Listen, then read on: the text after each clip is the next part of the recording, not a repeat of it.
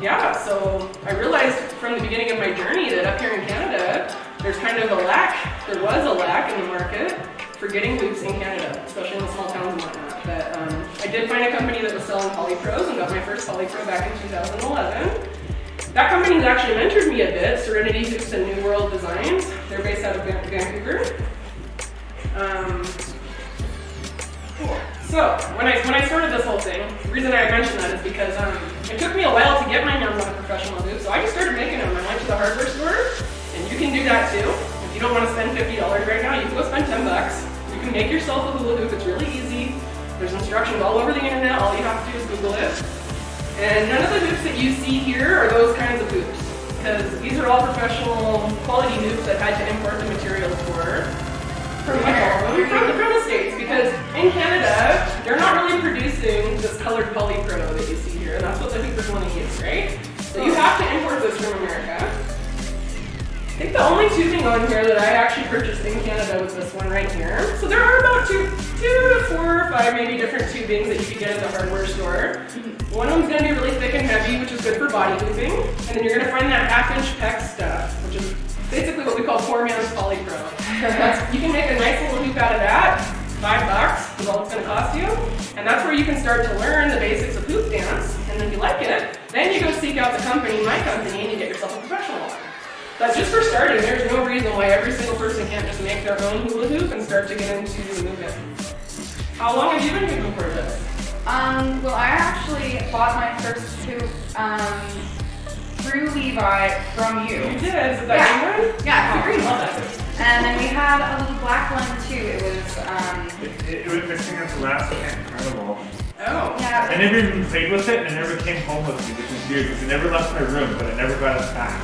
And you bought it at Camp Carnival from me. No, I didn't. Oh, no, I didn't buy it. I brought it there. Oh. But it never left my room, but I never got it home. So, Maybe you'll find it in the Lost and Found next year when we go back. yeah, who knows what's gonna happen. That's okay. The green one is the one that I fell in love with anyway. I thought I was gonna like the dark one, but the green one just I put it over here, so when we it's get so next time, nice and bright, and Let's just talk about it. it's actually pretty cool that it like when our lights are on, this thing reacts with our green screen. Yeah, so you can put like, We can make that any color we want to. you can make it super psychedelic. Yeah, we can. It's awesome. This is a really great color. It's one of the brightest ones that I stock. It's called UV Peridot. And I just think that's a great choice. I like to play with this hoop every time I come. Something you guys might not know, but like these hoops and any flow prop, really, it stores energy. So as the person plays with it, like the more hours that you put into a prop, I feel like the easier it's going to move through space when you use it. Really? I feel that way. I don't know if you feel that way, but like, do you feel the difference between a staff you've used a bunch and like a brand new one? I really love that perspective. I'm gonna start taking note of that. Like as a hoopsmith, I have my favorite hoops. Yeah. If I were to have one stolen or lost, like I could technically replace it, and I have done that before, but it's not the same thing. It's not the same thing as the one I spent, Question. 200 hours in.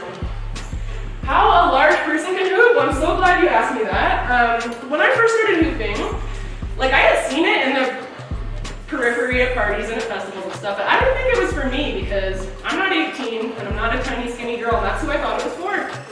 But I learned it's actually for everybody, every single body, and that's one of my passions in life is, especially for like bigger people or people that have lost touch with movement, is to get in that hula hoop. It's one of the only things I've ever found that gets me moving every single day. You don't have to be skinny to do it.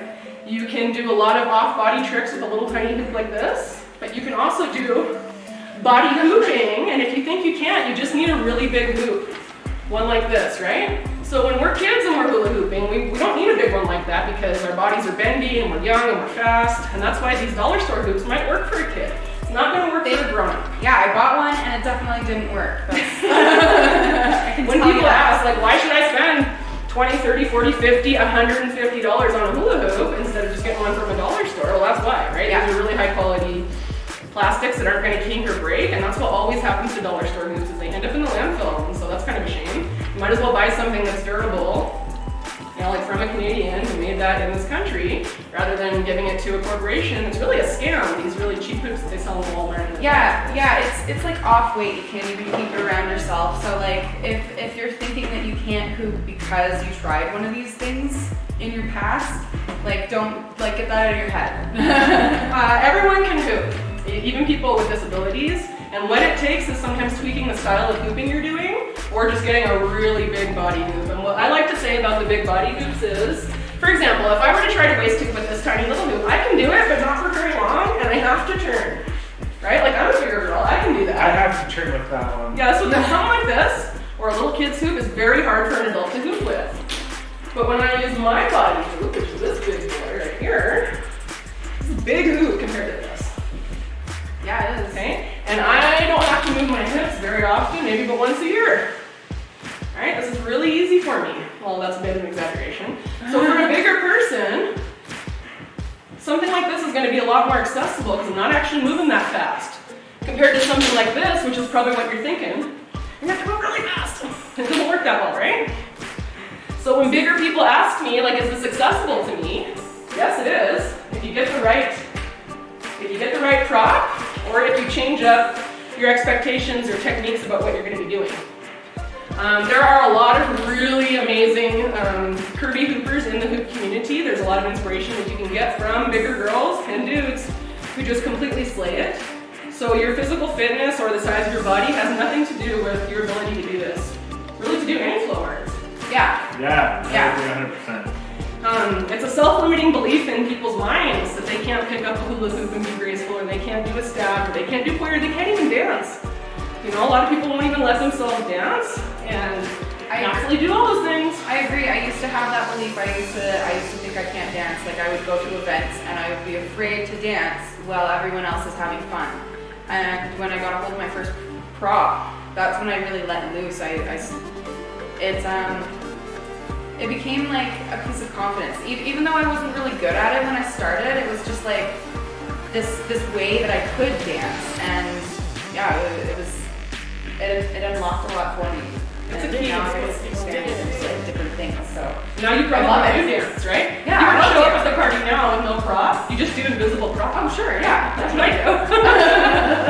I still don't feel very comfortable with dancing, but I can do it now, and I'm 100% netted to this hula hoop for the same story as Jess for unlocking that for me, because I felt the same way too. You know, like I was just a totally different person, just like insecure and didn't really out of touch with my body.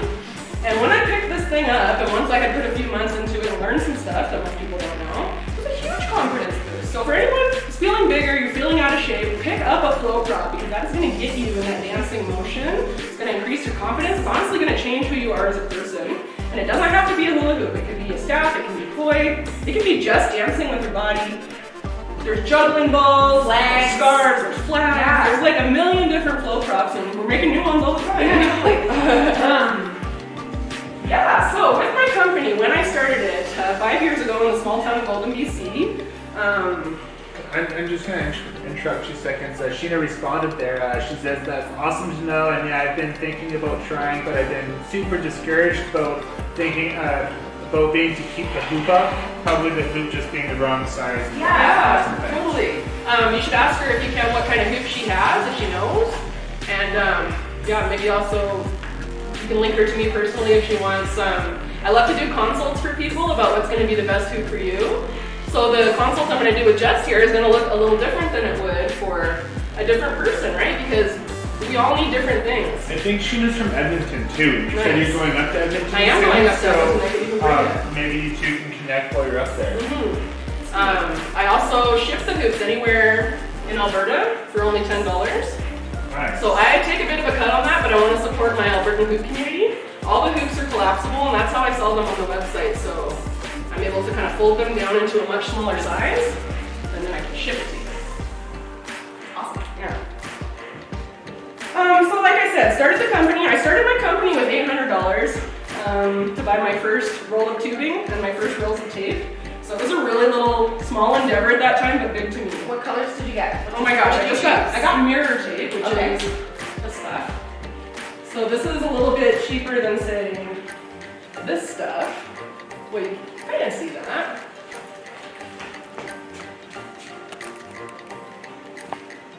So with hoop tape, yeah, there we go. This is the mirror tape, and this is like a color shifting morphing tape. This is about half the price of this, but they're both very beautiful in their own ways, right? So when I first started, I got, I don't know, 8 or 9 colors of that. and a couple rolls of polypro. And the supplies are very expensive to import into Canada. And I think that's one reason why there weren't very many hoop companies to begin with. So in the States, if you have, what is the population down there, like 300 million? There's like 1,000 hoop companies. There literally is. Yeah, well, There are. yeah, totally a lot of people too. Yeah. So in Canada, we have 1/10 the population and less than 5 hoop companies. Yeah. The ratio is way off. So that's how I knew that I was going to be able to get into that niche, because it wasn't oversaturated up here like it is down there. Yeah. Because the startup costs for building a hula hoop company are prohibitive. So I started with that $800,000, but over the course of time, I put in much more than that to get all the supplies here. Yeah. So I think that's why I was able to kind of get my foot in the door. I saw a need in the Canadian hoop community, because those few companies that existed didn't have the selection that the American shops have. So what I wanted to do was to be able to bring all the colors, all the tapes, all the different kind of hoops to Canada, so that our Canadians wouldn't have to go to an American site, spending American money, which is painful for us, then paying duties and shipping on top of that. So if I, as the business owner, can take care of the duties and shipping and price my products reasonably, you're going to be able to get them for me a little bit cheaper than you would from, the American companies, and you can feel good about supporting Canadians as well. Over time with this hoop company, all I've done is I have just bought supplies whenever I could at the expense of everything else in my life. And this is how I suggest that people achieve their dreams, is you just don't stop. So in the beginning, it was hard for me to sell hoops. No one believed it. Close friends and family told me it would fail, discouraged me from doing it. I suggested that I stop. Have you ever watched the movie The Hudsucker Proxy? No? You need to watch it. Is it about what I'm talking about right now? It's about the man. The man who invented the hula hoop. And sells it as a toy. Yeah, it's like a comedy. He's like, it's a kid's toy. Yeah, it's really funny. Yeah, it's hilarious. Yeah. Well, just speaking to that real quick, that's what a lot of people think this is. They think it's a kid's toy. And it is. But I'm also a big kid. It's also an adult toy. It's like a really great, I don't even know. Toy is a word that describes it. It's so much more than that. I like to think of it as a key because it really will unlock doors for you. Yeah. You have no idea even existed, let alone could be open. Key is a great word. Okay, so yeah, like I said, people told me this wasn't going to work. It's a pipe dream. You can't have a hula hoop company. Nobody's going to pay you to make hula hoops. And in the beginning, they didn't. I gave away a lot of these things. I pushed them on people. I sold them for less than they were worth. So I started hoarding them. And I think moving to the city of Calgary was really good for my business because there's a lot more people here. And then just getting really serious about investing in the supplies is what allowed the company to really take off. So once I had kind of reached that threshold of having a really big selection, bigger than the other Canadian shops and comparable even to a lot of the US shops, it's a big shop by any standards, that's when the sales really started to come in. So if I just encourage anybody to do it that way. If you have a goal and a vision, you just keep pushing for it until it happens. Even if it seems like it's not going to, or it's just the worst, and you're broke, and you're depressed, and people are telling you you can't do it, you just keep going until you do, because it works. Like building this company has allowed me to realize how manifestation works, and how all of us humans are meant to be sharing our gifts together, and doing what we're put here to do. Like, we all have a purpose, and we all have a way that we could be living, which isn't just going to work and like feeling depressed and watching TV and going back to work. It doesn't have to be like that. Like, your work really can be your joy, but you have to work. You gotta hustle for it. That's basically what I wanted to say about my company and the origins of it and what you're looking at here. So we are gonna start talking about the hoops now. So, when I do a hoop consult for someone, the first place that I start is what their hooping experience is. So I'd like for you to talk about what your experience is for hoops and where you feel like you're at with it. So my experience with hoops is, I feel like the ones that I have are too small. Like we already talked about before, like this one, you can kind of keep it around your waist. Well, if you're not very good at it, you probably can't, but you gotta turn. And it drops pretty fast. So I feel like maybe something, I do like how light it is, but it doesn't, because you can whip it around pretty fast, but maybe that's not necessarily all I want to do with it. That's right. I would definitely call you, like, you're a hooper. I know you do other props and stuff, but you are a hooper. I've seen you hooping around, right? You've got a lot of the hoop tricks, and also a lot of the tricks are transferable between the other flow arts that you do. I just saw you doing kind of like some anti-spin stuff, and you probably do that with your dart as well. Yes. Right? So yeah, at least intermediate level, I would say, with the hooping. And so what you are coming up against here is that hoop that we were just talking about is a really great hoop for off-body hooping. There's no grip on the inside. It's going to slide through her fingers if they aren't sweaty when she wants to learn how to do stuff like this, right? She's going to be able to do all kinds of everything that's off the body with it, all around the body, right? She's going to have a hell of a time learning how to chest hoop or knee hoop or even maintain her waist hooping with a hoop that small. So what we're going to do today is talk about getting her a bigger hoop. Now, if it wasn't Jess, if it was somebody, let's say it was somebody my age, you're in your 30s, you're out of touch with exercise in your body, what I would recommend for them is a really big hoop that's heavy. And so I don't think this is going to work for Jess, but we're going to start talking about these hoops. I think this is going to be too big and heavy for you, but this is where you would start. This is my beginner core hoop. This is where you're going to start if you have trouble keeping the hoop on your body. Okay, and the reason this is going to help you compared to that little dollar store hoop is it's really big, right? It's coming up almost to my belly button. Big, it's much heavier than that little hoop that we were showing you. It's got very special grip tape on the inside that you probably can't see. You might be able to a little bit. It's not regular grip tape. It's got like thousands of little silicone fingers that are going to help keep the hoop on her body. And she may want a hoop like this, a big one, because where this hoop really excels, when you're learning how to chest hoop, I still have to turn even though it's a big hoop, right? Like you need something big because your body hasn't done this motion before. So if you try to do this motion with a little tiny hoop, you're probably not going to be able to. And another thing that's going to help a big hoop like that is for the knee hooping. Now the nice thing about my hoops is I use special tubing here. A lot of people who make beginner hoops, the tubing is actually really heavy and it's going to bruise you when you're learning your hip hooping and your knee hooping. But this tubing is pretty buttery soft. So this hoop is ideal for waist hooping, chest hooping, and knee hooping, right? So she can start there. It's going to be pretty easy for her because she's in good shape. And she's going to start with this one and see how it feels. Cool. The reason she might want a hoop like this is specifically for learning chest hooping. Don't get too close to the rack. Because you probably don't do that yet if you don't have a big hoop, I'm guessing. No, I don't know how. So that probably feels pretty easy for you to waist hoop with, right? You don't have to. So she's going to be able to waist hoop and maintain that comfortably. And now, since it's so comfortable for her, she can work on other stuff. Like the knee hooping, like those T-Rex arms. Okay, that's not where I want it. At least you can neck hoop with it. Yeah. I feel like it might be still a little heavy, but I'm not sure. Well, here's the thing is a lot of people think that heaviness doesn't help, but it actually does because it slows the rotation. That's the thing is we have other ones for you to try too. I suggest next that you try this one. Okay. Now this is a Polypro hoop. It's much larger in diameter than most people will take their Polypro hoops. But I like this one because it's made with tubing that's the wall of the tubing is a bit thicker, so it adds some weight, and I think Jess is really gonna like it, but she's gonna need some room. Okay. Okay, try my waist first. And so the thing about the hoops, right? Yeah, is that you need more than one. Like if I was stuck on a desert island and I could only have one hoop, that would be a pretty big problem. It would, because you need two. You need a big one for your body hooping. You need a little one like the one she already has for whipping around. And as you get more comfortable with it, you end up finding a size in the middle that you can do both with.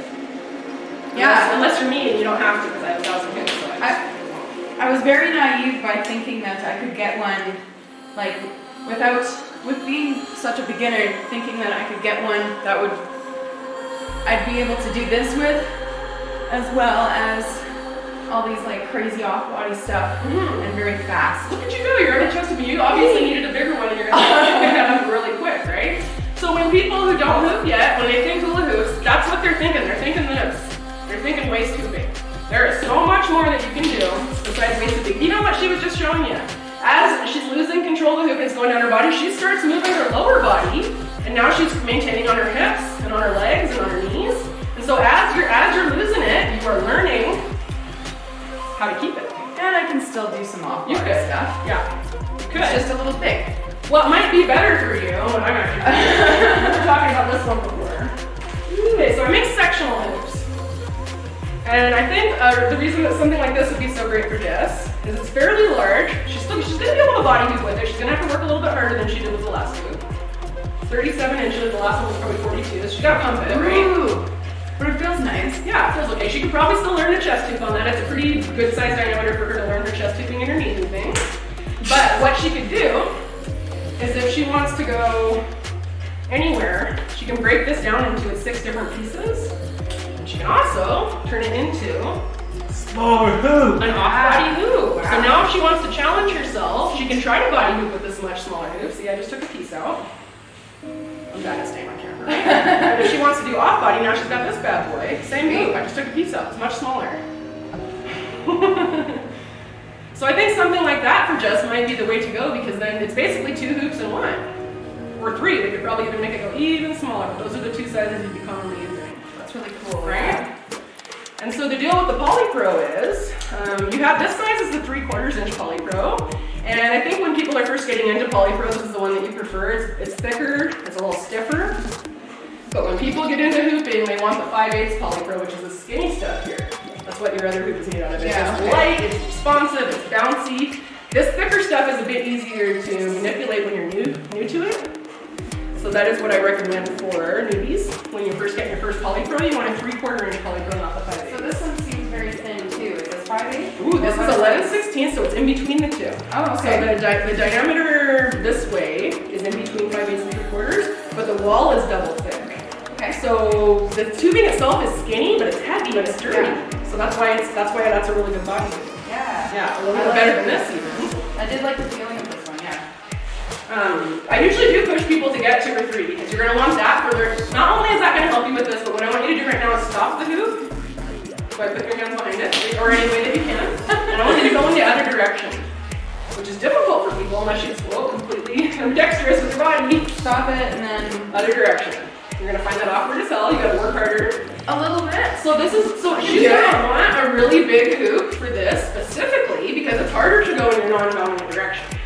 Actually, that's pretty good. That's pretty nice. Great. The big hoop is pretty much key if you think you're gonna have any trouble or if you want to learn chest hooping and knee hooping, you're gonna want a big old hoop. If not a big beginner hoop, then you're gonna want a large diameter Polypro. But you're also gonna want a small diameter Polypro because there's 2 main styles of hooping, right? She's doing the off body right now. She's doing on body and I'm doing off body. So she could keep it on her body. She could hip hoop, knee hoop, chest hoop. I could do all the tricks that don't involve going on my body, right? So that's why you're gonna want multiple hoops. The big ones, they're just indispensable for adults who are learning how to body hoop. And you can't get good at this. I don't think I put that together properly. It doesn't normally do that. You gotta pay attention and make sure the button clicks. There we go. Do we want to do it? Let's do a close-up on these buttons. Yeah. Okay, yeah, so you can see there, the reason that hoop flew open is because I did not have the button above the tubing. So you can see how that little white button is popping above the tubing? So that's the other thing, is I use these really special buttons that were innovated here in Canada. And all the other companies use metal buttons that are really tough on your fingers. These ones are great on your fingers, they're easy to open.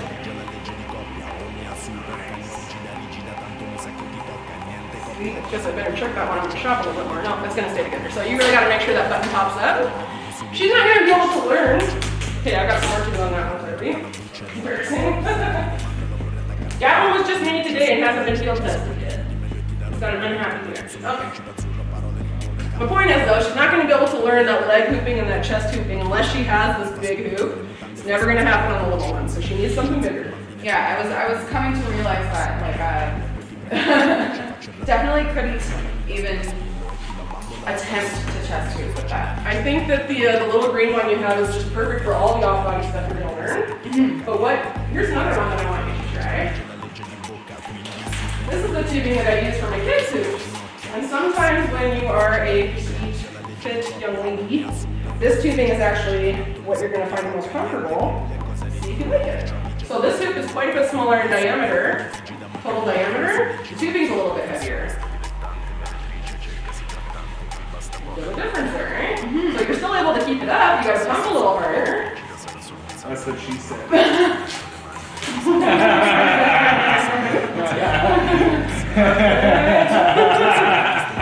That's a good segue into that. Here's one of my favorite things, right? I'm at the bar of the club. I'm using a tiny little hoop like this. We were just talking about little hoops versus big hoops. Some drunk dude comes up to me. Oh, I'm so good at that, I can do that. Oh, you think so? Let's see it. So I get my tiny little hoop on. Immediately this happens. And then I go, you gotta go practice this motion, and then you come back to the hula hooping. And it works every time, it's very funny.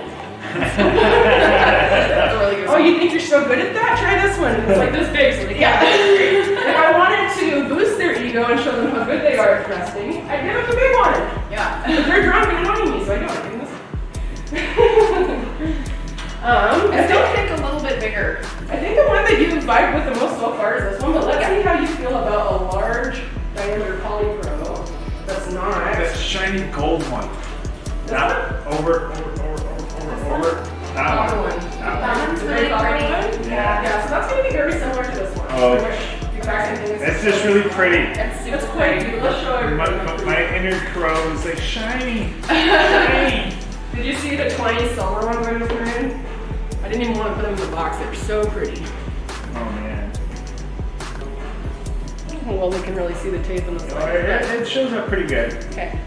That's my logo right there. That monitor is not as good quality as what shows up on the camera. Yeah. No, that's a really nice hoop, I agree. That mirror tape. Ooh. Yeah, it's so nice looking. So when you are just getting into your waist hooping, this might be like something that you buy from me. It might look just like this. And I've got, what, like 80 different colors of tape? So you can go on my website and you can pick whatever your favorite color is. You can custom make your own colors. And that's just nice when you have something shiny. Like when it's sitting around and it's all colorful, it's gonna inspire you to play with it. So far I think you've been vibing a bit best with that hoop. Yes. But I'm curious what you might think about one of these larger diameter polypro. It's gonna be that hoop if you end up getting that one. Not very versatile, only gonna be for body hooping, that's kind of what you need. Ooh, I like the color. Yeah, it's reactive. This one, we could add grip to it too. It doesn't have any on there right now, but you might want that. Not bad. What size is this one? I will have to hold it up to the other one who does it for you. Okay. So look. This is about a 34. Okay. Yeah. This one being like a 38 inch, right? So what I would actually do, or what I am going to do, is I would recommend that she gets that one and this one, or something like that. Where did your green boy go? There he is. Green boy. They're gonna look so good together. Yeah, that's what we're doing, right? Because damn. now you would have Papa Bear, Mama Bear, and Baby Bear. Between these three loops, you've got every size that you would need. You're gonna learn all your body hooping, your chest hooping, your knee hooping with this big boy. You're gonna do all your off body with this one, and then you're gonna work on doing both with this one, right? Yeah. So this is kind of like the medium-sized hoop that is going to get you feeling more That middle ground. kind of yeah, to where like if you did have to pick one hoop in the future, you'd pick this one. Yeah. Because you'll be able to body hoop with it and off body hoop with it. So this one's more versatile for doing both styles, but it's gonna be a lot harder to learn body hooping if you don't get yourself a big bad boy. It Yeah. slows it down, right? We need time to catch up to the movement. Cool. Now I'm gonna try my shoulders again with this one.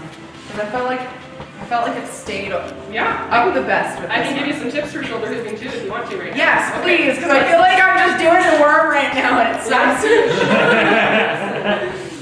Okay, so with shoulder hooping, there's a couple ways you can get into it. First thing I actually recommend doing if you're trying to learn that is to learn how to waist hoop with one arm in the hoop. And this is awkward. I have to really exaggerate my motions. See, I'm maintaining at the waist with one arm in. Now with both arms. Oops. Start over here. Okay. So the reason I'm doing that is because I'm really close to this, to just driving it up to my shoulder. So if you can maintain it at your waist with those arms in, it's going to give you what you need to be able to get it up to the shoulders with the arms, right? So that's one approach, is practicing drilling, waist hooping with an arm in, and you're going to find you have to push a lot harder. So you can try that first. It looks weird, but it's going to help you start to develop that muscle memory and the exaggeration that you need to maintain it at your shoulders. Sheeta says, so as a 250 plus person, what size of a hoop do you recommend? Yay, that's awesome. Order from your website. Okay, I think that she should get a 44-inch beginner core hoop or budget weighted hoop. So 44 inches is huge. It's bigger than that one. It's going to be accessible for waist hooping for just about any person, regardless of, you know, if you're overweight or out of shape or whatever. Beginner core It's got a bit of a spread. Sorry, beginner core or the budget weighted budget hoop. Basically the same thing. It's just, does she want to get really pretty tape, or does she want to spend the least amount of money possible? I have different options on there, so if people aren't feeling like they want to drop $50 on something they don't know if they're going to get into, you can drop $20 on it and then give me $50 later when you get really into it. Okay, so here's another approach. On your neck, like we were before. That's exciting that Sheena's going to get into some flow work. Yay, So, Sheena! watching us, That's she's so been learning on exciting. this channel, and now she's going to order a hoop. That's freaking cool. So when you have it on your neck, you want to keep your shoulders down. And what you're going to do here is when you see this open space in front of you, you jam that arm up in there.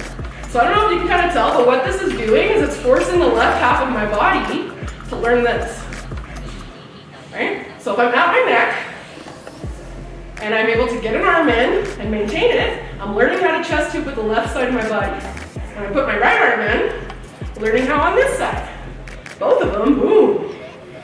Right? So we're doing two different things here. This is chest hooping, and this is shoulder hooping. But as you can tell from the way my body's moving, they're very similar. Right? So if you can get it going on your neck and get an arm in, that's going to teach half your body how to do it. And you can start drilling, arm in, arm out, get in the middle. That looks like fun. It is Yeah, okay. might be working out too. Take the whole coat off. Oh. So start on your neck, shoulders down. Try to keep it flat, like parallel to the ground by weight shifting. There you go. Now you got a good base. When you see that open spot, stick your arm up. There you go. Now, once you get the arm up, now you've got it hooked on your body, right? So you've got one arm in. Now it's hooked on my body. So but don't let it go down past this shoulder, and that's how you're going to keep it up here, right? And the way you're going to do that is by pushing your chest and your armpit. You're basically pushing your armpit. Try that. Pushing your armpit. Okay. So get the arm in first. Yep. Push that armpit. But do you see? There you go. But you push it back up with this arm. I don't know if you guys know this, but you can't get good and beautiful and graceful at something if you're not willing to do what she just did, right? Or just give it a try, no matter how it looks, because it doesn't look good for anybody when I thought that looked pretty good, right? Like, well, thanks. What's really nice is that you start not being able to do something, and then you can do it, and it feels really good, Yeah. right? As you know, definitely, right? And that's where you're going to be with this big hoop in the next few days here. Chest hooping. Yes. 2 or 3 days, she's That's gonna the go. goal. Yeah, I believe it. Okay. So when you're thinking about chest hooping, what you want to think is, I think you must do belly dancing or something, because you're already kind of able to isolate your chest. Well, thank you. No, I don't, but Most people can't do that. I saw you doing it before. We were just kind of. So one thing that you can do is you can kind of drill, moving your chest. And the reason I'm on my knees. Thanks for the follow. thanks for the follow. The reason that I'm on my knees when I drill this is Lord because Hawk 69. if I'm standing up, my hips want to move. When I tell my upper half to move, my hips want to move because I don't know how to do that. So if I lock my hips in place, now I can really kind of isolate my chest. Oh yeah. That's how I learned how to isolate the chest in both directions, right? And that's the same motion you're going to be doing when you're learning how to chest and shoulder. It really helps to lock the hips if you're struggling with that, if you can't stop moving your hips when you're trying to figure that out.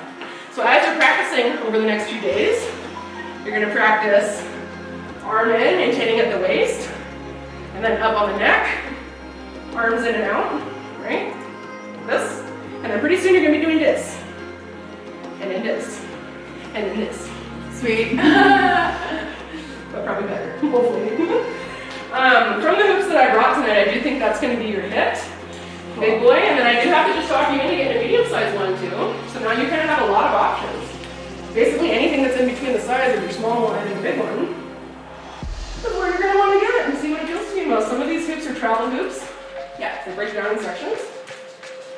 Some of them are the 11/16, so you might really like that one. I think I'm just gonna have to try them all. Put this back on here so you can kind of get an idea of your size range that you're gonna want. Yeah.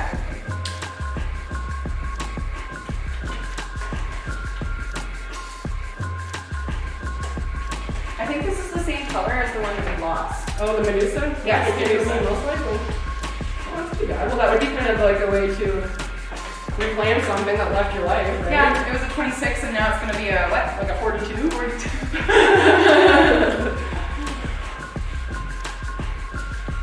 I'm gonna do some off-body stuff too. A little bit. Yeah. Yeah, you're going to be wicked chested being a knee hooping. Well, I'll give you a little knee hooping lesson. Oh, yes, please. There too. So, when you start to lose the hoop, your waist hooping, and this goes for you too when you get your core hoop, right?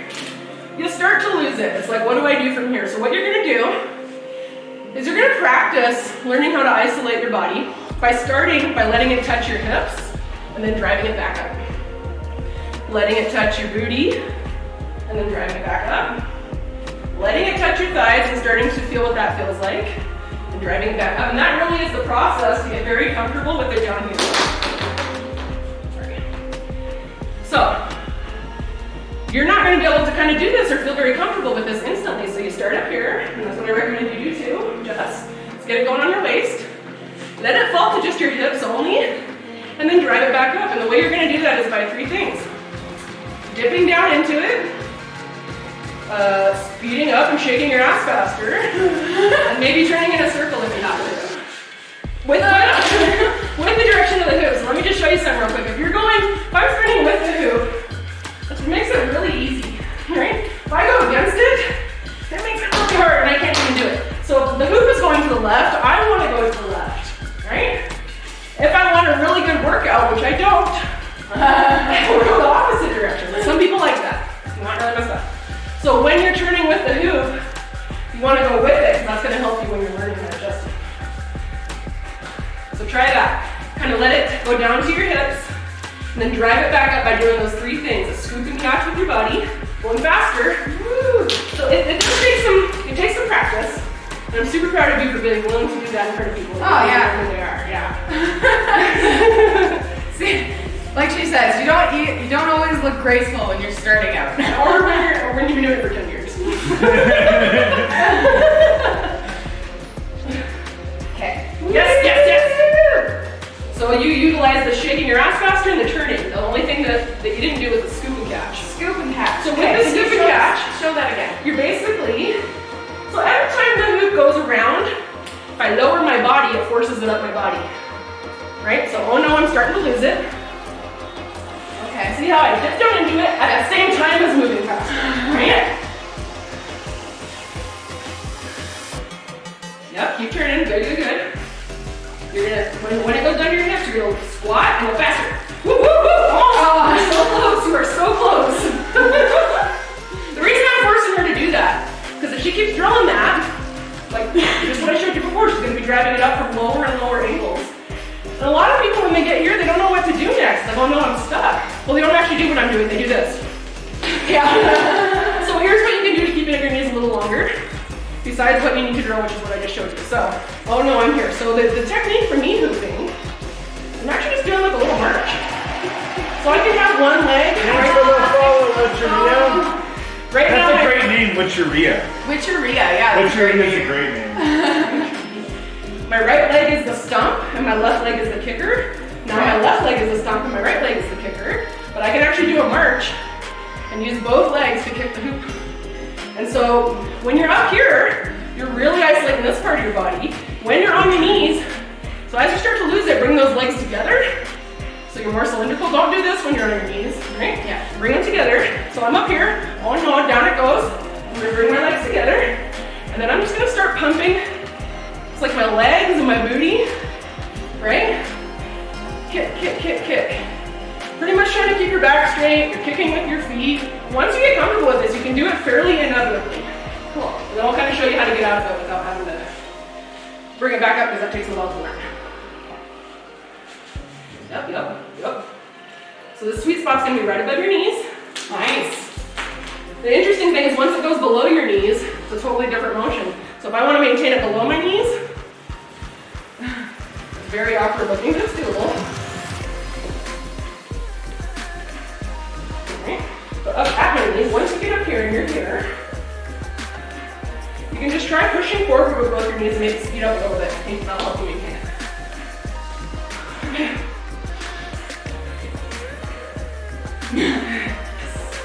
Yes.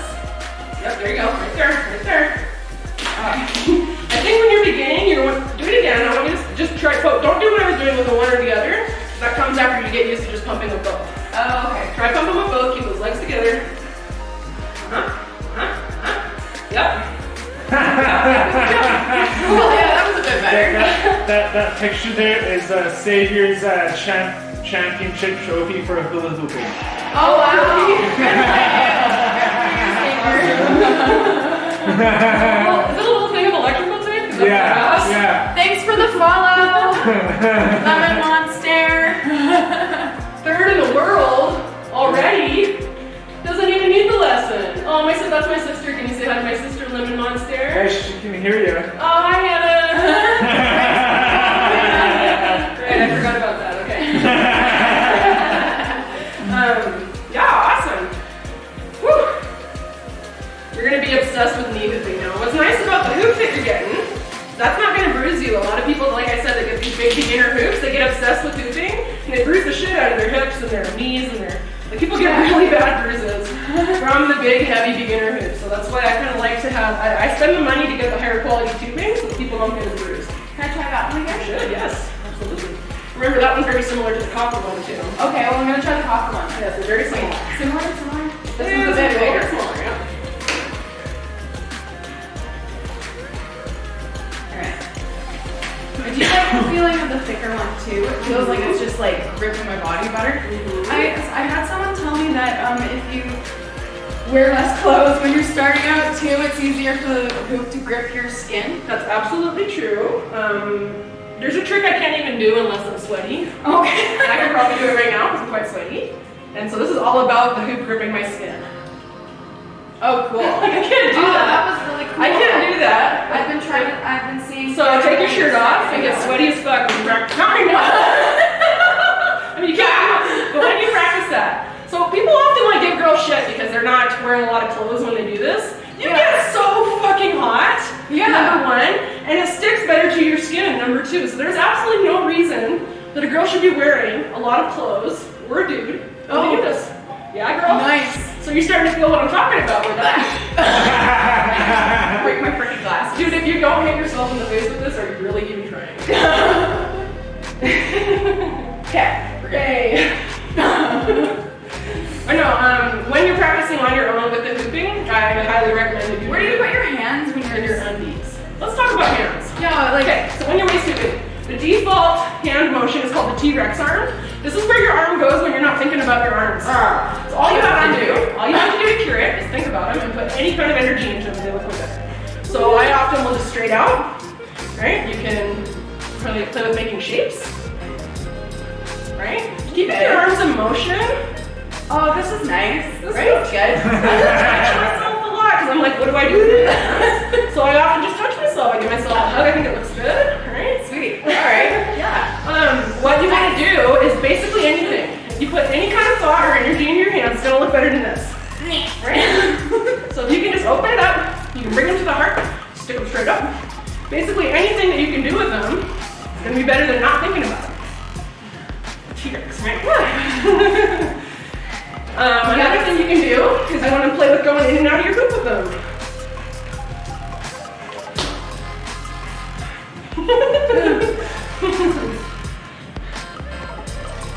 Ready to dazzle the friends with the new hoop skills. Hell yeah.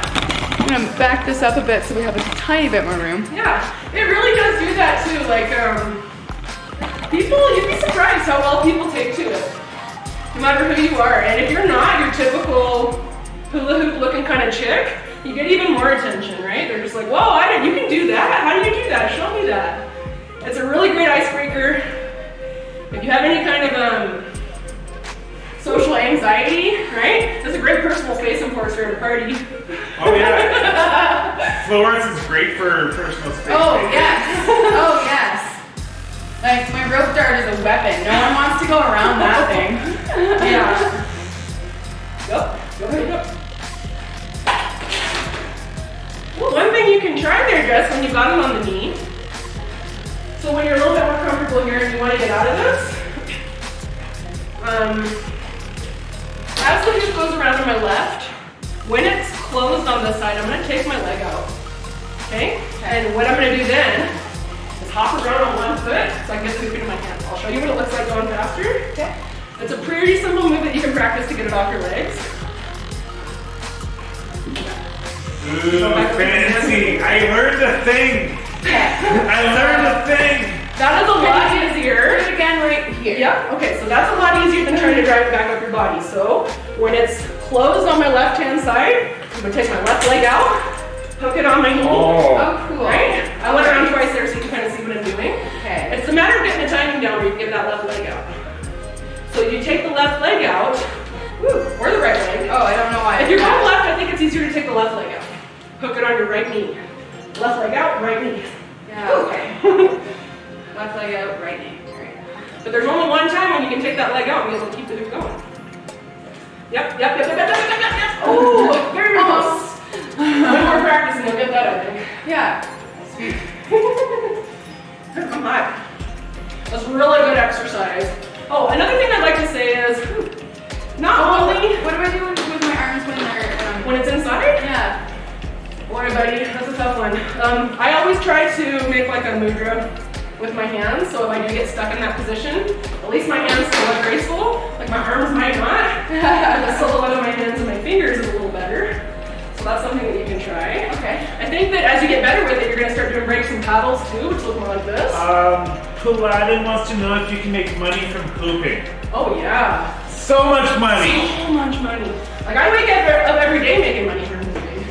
Right? When I lived in a small town, I was the performer and I was booked for every single holiday. And I probably could be here in Calgary too if I really worked at it. If you put time into your craft and skill at Flow Arts, yes, there is incredible money to be made in both performing, teaching. That's where I find the best money. That's like the best value for my time is teaching other people because it's just not even work to me. I just love it so much. It pays well. And when I'm teaching a hoop class, it's my very favorite thing to be doing because it's this moment right here where they're going from something they couldn't do to being able to do it. Yeah, you make like $100 an hour if you're good at it and you are getting paid to go up on stage and do it. You can get, a lot of people will get free entry to events by using their flow art skills, which they should be paid on top of that, but that's one way to make money from it. I make a lot of money from it. Like I have Canada's biggest hula hoop company, and every single day somebody is paying me to purchase a hula hoop. Take that. Nobody told me I couldn't do it. I think I actually might like that other one better. This one? Or the purple one? Oh, The big boy. that one. Although this is it's a hard decision. Uh-huh. It really is.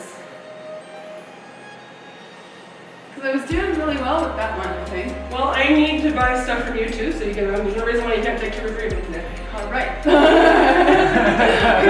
Oops. If you're gonna do that, then I actually do recommend the copper one. Okay. Because that's more of a variance than this one. You know what I mean? Like this is a lot more similar to this. It's gonna be more of a variance. It's kind of like the gradation, right? You would go from, you would learn stuff on this, and start getting way better at it on this, and then you'd be transferring to this eventually. Yeah. The body. Yeah. A lot of people do. It's really pretty. Like it's shiny. Very shiny. Pump it, yeah. Thrust. One I like the size, the other one better, I think. Yeah. That's going to be a little bit harder for you, so that's fine. It's like whenever you are feeling, I think you are really connecting with that one. It's really pretty, so. You really can't go wrong, actually. A lot of times when people get hoops, they think this is too big or this is too small, but what it is you just didn't get enough hoops, right? You need multiple. You didn't get enough. Yeah, like when I go to events and I see the hula hoopers, they got like a stack of hoops with them. If you're gonna do need like at least 10, and I know lots of hoopers that have 20 or 50. I know. That's what people told told me I couldn't make money, I thought they were crazy. 'Cause I would have bought 20 or 50 if I hadn't started up the company. Right? Pineapple Hoops has comes over, she brings the whole stack. Yeah. When Pineapple Hoops come, she brings the whole stack. Yeah, she brings all the hoops. Well, people that get into hooping are probably any flow arts, but I think hoops especially, Yeah, it really especially unlocks hoops. different styles of dance. Like I'm going to be doing a totally different style of dance with that hoop than I am with one of these little ones. Completely different. Yeah, absolutely. It's almost like a totally different flow art for me. Some people are better at doing all the moves on one hoop, but for me, body hooping is a very different thing than my hand hooping. And when I'm body hooping with the big hoop, which I do love to do, I mostly just keep it here on the chest. I love to do a lot of vertical hooping. I like to do breaks. And it does end up coming off the body, but when you're trying to off-body hoop with a really big hoop like this, you better have some muscles. Yeah. That's heavy. So what that's going to do, if you do practice off-body hooping with your bigger hoop, you're going to get buff, and then when you transfer this to a smaller hoop, it's going to be a lot easier. It's like running with weights on. I guess.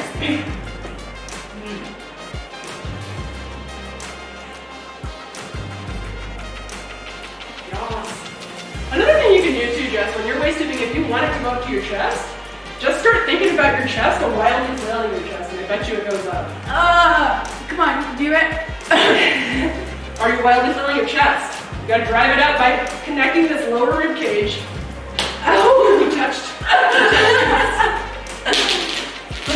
see people have success this way, so they're waist That was hooping. almost erotic. We play a game. Hoops. We play a game at Request where we're like start waist hooping, where we see how close we can get to each other. I'll do this. You just keep it there without touching the hoops. Alright? Now I'm gonna stay there. I'm gonna come above you now.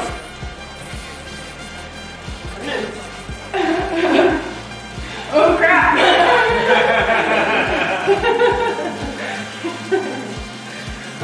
Yeah, so when you are waist hooping. Oh, another thing you can do, so if you're gonna wildly flail your chest, like this, right? Squat down a little bit and think about your chest. And I got you, it drives up to your armpit area. So you're here, you're gonna squat, flail. Who needs a membership? We need gym membership when you can hula hoop. Oh, hi, Garth Reps. Oh, Squat, hi. flail, more flail. He's so tough. Pineapple hoops make it look so easy. So does Caroline. Oh my gosh. No, it's not. It's like super intense exercise. You gotta You're having practice. so much fun while you're doing it that you don't really notice, right? Yeah. I ain't trying to go to a gym and lift the weights, but I will practice this one all day long. And it's gonna give me the same benefit in my arms. Because it is a little weight. But I'm gonna do it like 1,000 times until I get it right, right? The body hooping is phenomenal exercise. All the hand hooping tricks that you do end up working out the different parts of your body as well. It's crazy. Your hand-eye coordination. I never had any flexibility before I started hooping. Now I can do all kinds of stuff with my body that I couldn't do before. It's super fun. I like it. Yeah, flow arts has been, anybody that I know that have gone into flow arts, they've seen so many changes with their bodies in different ways. Oh, man. Yeah, like it might not necessarily make you skinny, but it will help you carry your weight in a different way, right? Like, I pretty much have a very similar body that I've always had, but I carry it much differently now. I've got a lot of strength in my core, and a lot more confidence, and I'm just a lot more in touch with my body. Yeah.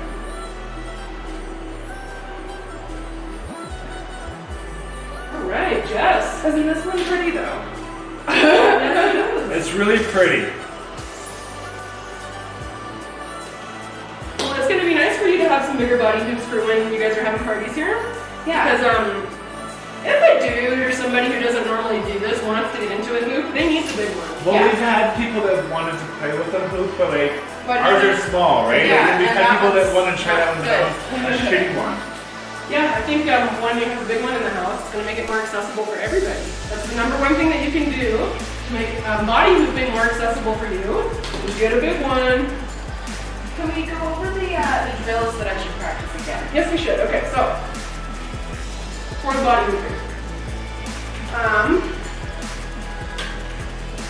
with your waist, some of the things you're going to be working on. Let me try to get in shot there. working on, one thing I didn't show you yet, but that I'd like to show you, is when the hoop is open, try to dip your hand down into it and come out without losing the momentum, like this. So that's a really, that's a really good drill.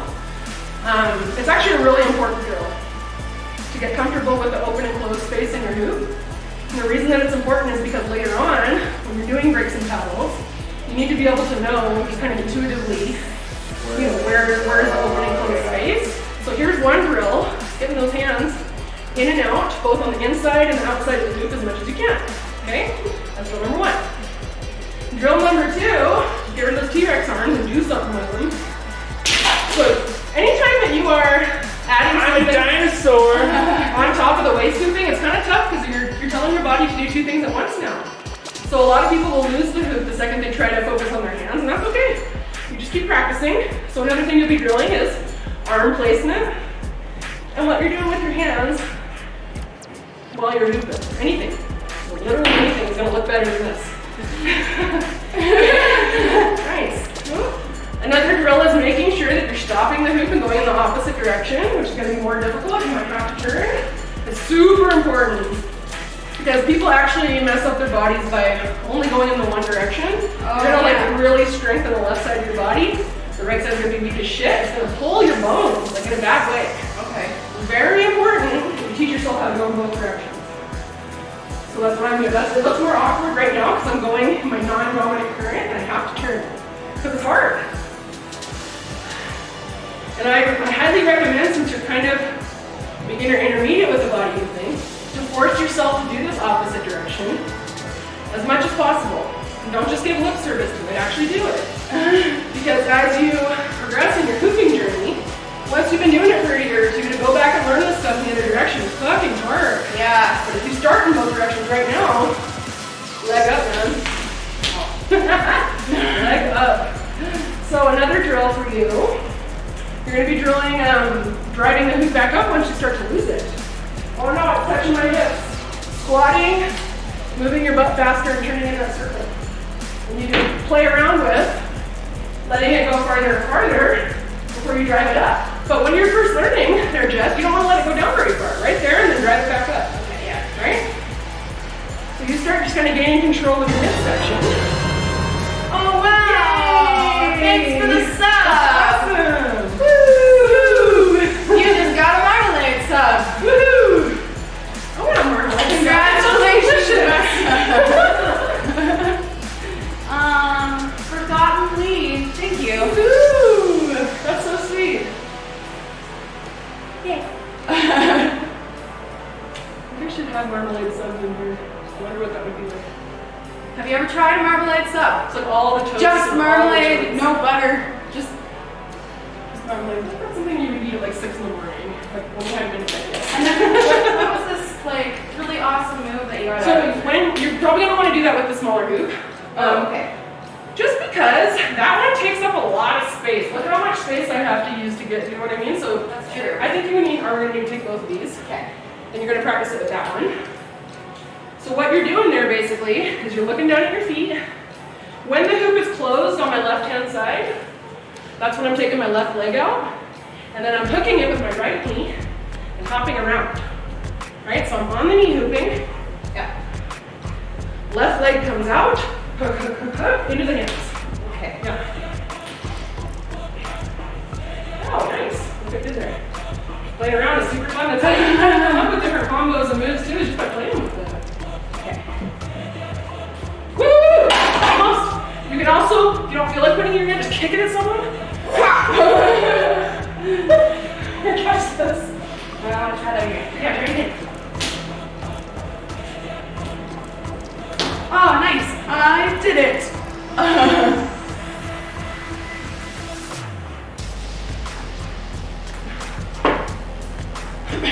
And you can still do isolation. Oh, you can? Yeah. I'd like to show you actually. That you can It's actually easier than the other one. Do you think so? Well, It's so big and rigid. more of my muscles are being used, but it's not popping around like this one does. Yeah, it is kind of, in a way, like it's heavier, obviously, but I see Yeah. what you mean because that's a little 5/8 tube, so it's bouncy, right? So it just pops. That's actually your technique. That's nothing to do with the hoop. Well, It looked more like a real thing, I guess. Here's why, because this is so big. Here's the thing, when you're doing isolations, your arm needs to be describing this circle, and the reason the smaller one looks like it's popping is because somewhere in that circle, I'm taking a shortcut. The reason it doesn't look like it's popping with the bigger hoop is because it's just kind of forcing you to make that big circle with your arm, right? This is like inside your arm's rate of motion, so you'd be taking a shortcut. You see, try to keep your elbow straight, bring it out a little bit more. So your arm needs to be doing this when you're doing the isolation, right? Like your shoulder is the pivot. Yeah. Or a circle with my arm, right? Yeah, I would even slow down a little bit. Get up here to 11 o'clock. Oh shit, did you guys We got a sub. Yeah, fucking awesome. A sub. That Fuck. makes me so happy, actually. I hope you guys have so many subs. This one just kind of like, oh. Because it's forcing you to describe that bigger circle, where you can cheat with the smaller one, but you can't really cheat with the bigger one, right? Yeah, you do that for a while. Yeah, you feel that right away. Oh yeah. So if you go and you get yourself one of these bigger hoops, you can certainly still learn a lot of off-body moves with them. They're just heavy, right? Yeah. So you're gonna get like strong, and they don't move as fast. So all this stuff that I'm doing here, I would normally be doing with like a little tiny hoop, but there's so many great things that you can do with the bigger hoop that I wouldn't even be able to do with a little hoop. So I do. How do you do that little spinny thing? Oh, That you did. well, that one you're gonna like with Green Boy. Green Boy. I can really fuck your wrists up. Okay. What I just showed her was palm spin. And so basically, I'd be very shocked if you did this right away. Like this took me quite a while to I'll be learn. really impressed with myself. You can even just keep the hoop on the ground to start, and it's just going over the back of your palm, and then you're grabbing it again. Okay, so that's easy because she's got the ground holding it up, right? You take it off the ground a little bit, give it a good, yep. So this is where the technique comes in, because it's actually gravity wants it to fly off your hands. There you go. So you just start learning that sweet spot. Oh, cool. Yeah. Where you can just catch it. And it's an illusion because your mind knows that that's not supposed to work, right? It is supposed to fly off, and you have to move your hand in a very specific way to catch it again. So that's why it looks so cool. You can't just do that without like teaching yourself how or somebody showing you how. It's not a very intuitive thing. Neither are the isolation. So when you can learn how to do a hoop trick and start stringing them together, not only does it feel amazing, it looks really fucking cool, and you're just gonna sit there and entertain yourself all day long. Yeah, I'm sure that's what she does. I like your anti-spin. Thank you. Nice. Yeah, so she's just had this little hoop to play with. She's gonna get a couple bigger ones here today, and that is going to completely change her hooping. So that I can actually, well, like, do chest hooping. I have some other really cool stuff to share with you guys too. Because that doesn't stay up. The thing is though, is once you start really like getting very comfortable with the larger hoops, you are going to be able to transfer that into the polypress. I don't, just because like you got to move so hard. I'm just a lot more comfortable with the bigger hoops. Like it gives me more time. I just love them so much. It feels very fluid for me. I'm a bigger girl, so I want a big hoop. I love it. It's good stuff. If you're not very good at hooping yet, I recommend you get a big one. You get good. It's so fun. If you want to start getting into that stuff too, when you're waist hooping, start playing with that angle. So if I lean back, right, and thrust up with my stomach, that's how I'm going to achieve this angle when I'm waist hooping. Right? If I want to be on this angle, I'm going to lean forward and pop my booty. Jeez. So you can start playing. So if you're on an angle and you don't want to be, let's say I'm going way up to the left, I don't want to be, I need to throw the opposite side of my body into it to level it out. So if I'm on this angle and I don't want to be, and I need to lean back so that it flattens out again, right? So I'm waist hooping. Oh no, it's on an angle I don't like. You move your body in the opposite direction to flatten it out again. So you can play with different angles, both getting into them and getting out of them. It takes some time. That's something I just don't actually drill as often as I should. So like anything, the more time that you put into it, the better results you're gonna get. Yeah, you'll be the champion soon, Saber. She's a natural though. There's a website that has all the tricks where you can kind of teach yourself, just get that coffee table out of the way. But I got a couple other really awesome things I want to show you guys. And I don't know about you, but I'm just dripping sweat. So we should stop body hooping for a moment. And I wonder, Levi, if I could get you to put the flash on me so I can show everyone my reflective artisans. Flash, yeah. I'll flash ya. Flash me, Levi. Any LED ones. Yeah. I don't think GeoRev makes LED. No, hoops. I'll explain that in a second here. Okay. So the deal with LED hoops is that you can't make them economically in Canada, right? People are making these in China, they're making them in the States. Once you've imported the materials to make them here, you are not making a profit. So that's why I don't sell them. But I do know of reputable companies if anybody wants to get an LED hoop. So what I make are hoops that look like, kind of like LED hoops, right? So this kind of looks, if you can get the light on it just right, like it has lights in it. So you might have to play around with the lighting, like in your video. That looks pretty good though, right? It looks like it's got lights in it, but it's not lights. I'll show you what it is. This is actually my Pac-Man hoop. So that's the scene of Pac-Man. And Hims is eating little carrots and little dots, and little apples. Pac-Man's awesome. Right? That took me all day to make. It's a piece of art. In addition to being like a reflective hoop. You get into hooping and want to make a video, you might want to get one of these. I'd like to show you my other designs. This is the one that started it all. This is the Northern Lights Rainbow Galaxy. Got all kinds of different little, it's got over 20 different colors of color shifting reflective tape on it. 2 layers of protective tape. And so this is where I started selling the high-end hoops. People do pay me. This one goes for $125, and I sell them. So people might say, why on earth would you buy a $125 hoop? It's gorgeous, right? Even just looking at it makes you happy, but then you can also use it and make a sweet little video. Check this one out. It's all dicks. I'm curious, do you do custom hoops? Oh, fuck yeah, bud. Yeah, all All the these custom penises. hoops. Like Okay, literally try to hold whatever it you want. still.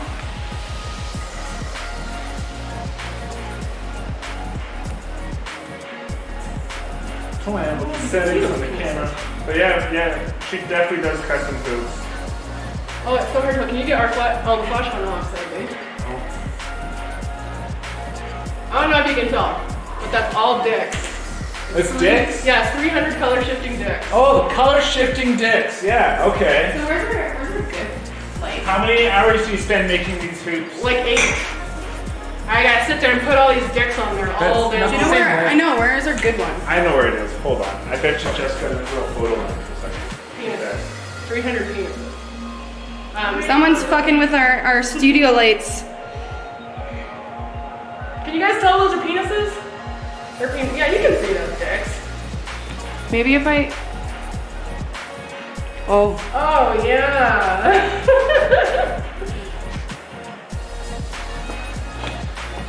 Penises. Oh, there we go. Oh, penises.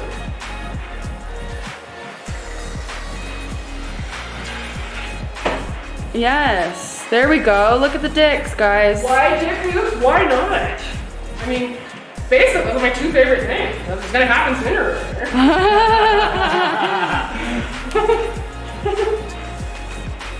Yeah, because I gotta put some shapes on here anyway, so why not use my favorite shape? Why not? Fun. They're so pretty. So many. And then it just looks like lights when you're using it for your video or whatever, right? But it's not, it's dicks. It's a rainbow of And dicks. it even has little seams too. What? See the little seams? Oh man. Thanks for Oh the yeah. follow. Thanks for the follow.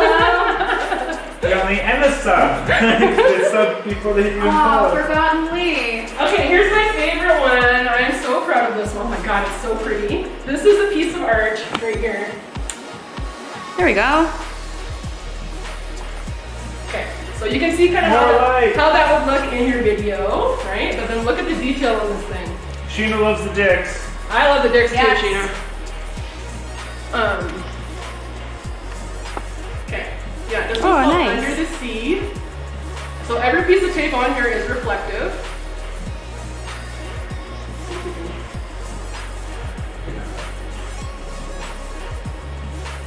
Oh yeah, okay, so I want to show the jellyfish because they're so cool. There's little schools of fish on here. There's a stingray. Ooh, there's that jellyfish.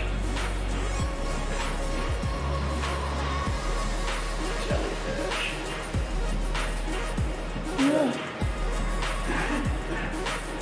Waves.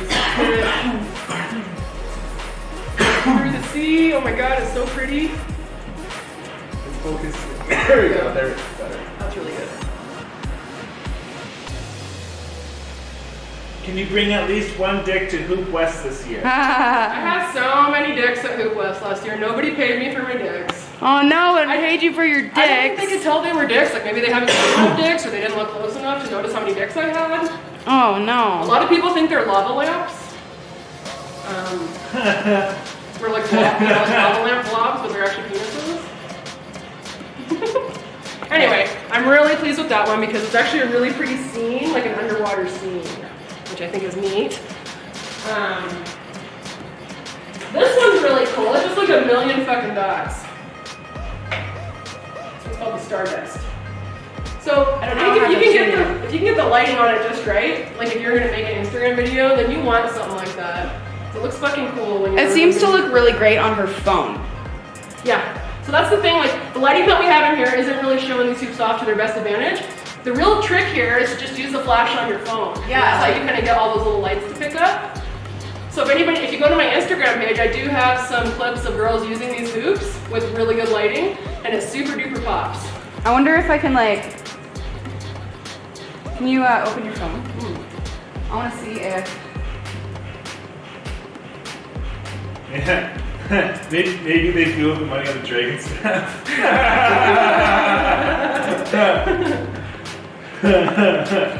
It looks really like bright on her thing. When you buy this hoop and you use the flash on your phone, you're able to really make it pop for your Instagram. That's basically the point I want to make here with these Yeah. artisan hoops. Yeah, so these are like the high-end hoops. You gotta pay me a lot of money if you want these because they take all day to make. But check this out. This ended up being blacklight reactive and I didn't even realize that it was. Oh yeah. Let's turn off some lights for Yeah, that 'cause one. this one is both reflective and blacklight reactive. Look how fucking cool this looks.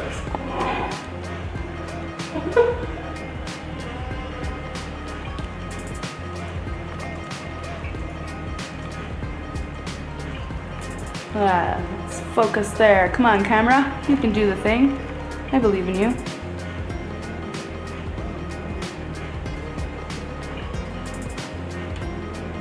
Ooh, it's so pretty.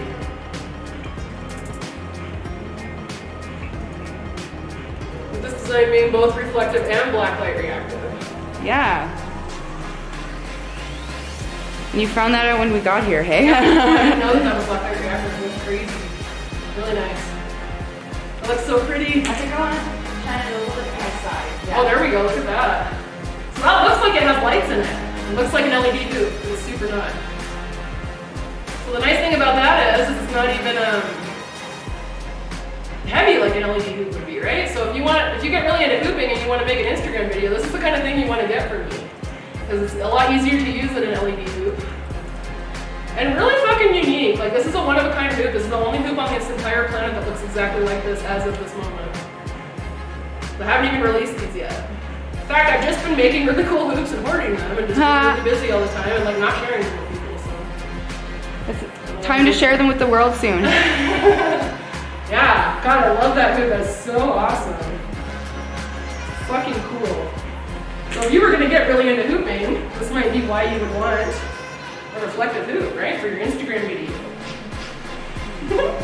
Yeah. That hoop looks dope on cam. Holy shit. Right? That looks awesome. The crazy thing is, when I first made this one, I didn't really like it. I actually thought these things kind of look like swastikas. Oh. I don't know, but they don't. They're just little X's. Hard to focus on your hoops. Focus! That's okay. I like it a lot now, though. I think the whole effect with the black light and everything is super cool. So yeah, that's a sweet one. Oh, I got another cool one too. This one's called Cherries and Berries. And can you turn the bright light back on? Yes. Because it's blue on this side, and red on this side. So those are the cherries, Ooh, and these are the berries. fancy. And if you look at this, Delicious. it is delicious. Cherries and berries. There's really nice detailing on this, so you got the reflective lines. pretty. Look at that. So as you're using it, this is what's called like a coin flip reflective because it looks one way on this side, that's a little bit different on the other side because the color scheme is a little bit different. Which would be easier to tell. You know, like you get one of these hoops, you want to play with the lighting in your own home so that you can get the best results.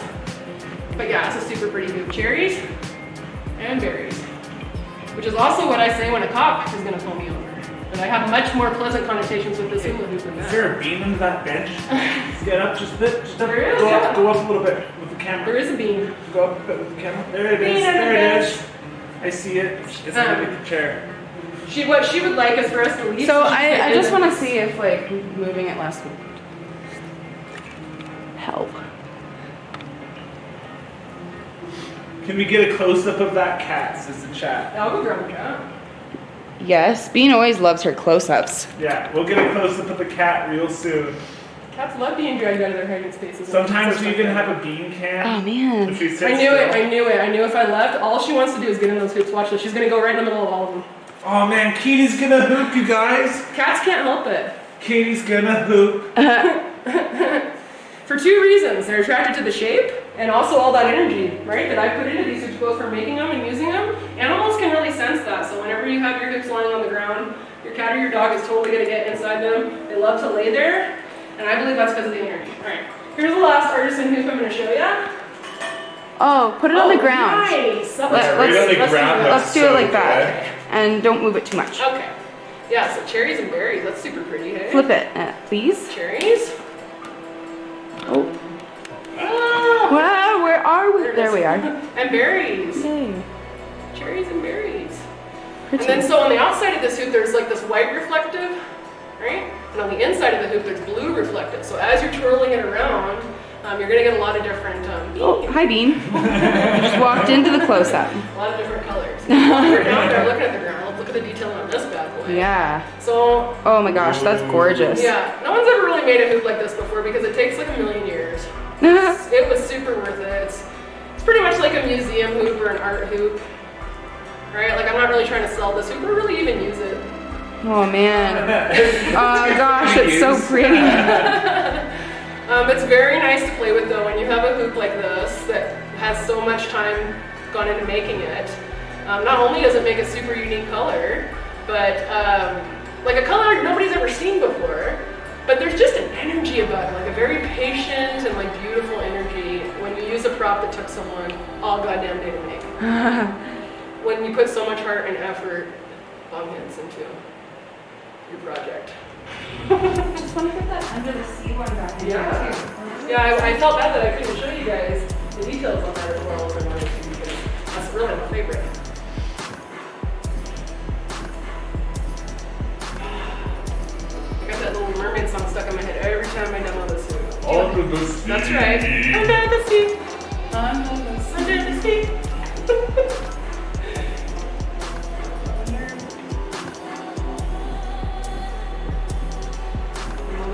Focus will be great, right? Oh, there you go. Nice. There's a seahorse. There's a seahorse. What else can we find? Ooh, there's that jellyfish. She kind of looks like a penis too. Oh, a stingray.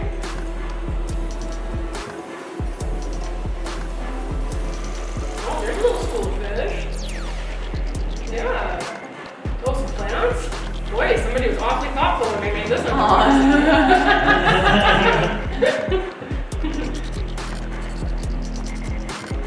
Yeah.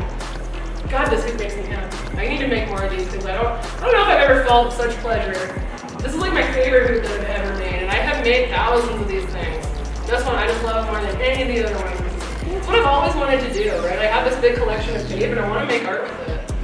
Like if you go on my website or on the Instagram, you can see when we did the photo shoot for the shatter tape tube that when I had my model Luna there, that we put the tape on her body too. Like Oh, cool. We taped her face and her titties up, just like this hoop, and then we took pictures. And it was really awesome, and we need to do that again. Now we can see the dicks better. Yeah, the dicks. Hey, look. Some dicks. Dick. Oh, there they are.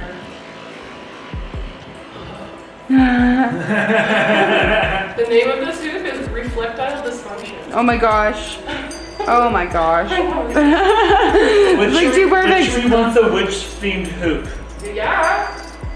Ooh, a witchy hoop. And Yeah. I will be doing that by next Witchy Halloween, hoops. but I can certainly do, like I can literally put anything you want on a hula hoop in reflective tape, right? Like you could have a little witch on a broom, like with a moon and some mountains and some black cats that are sparkly, like all up on the hula hoop. Lovely. No kidding.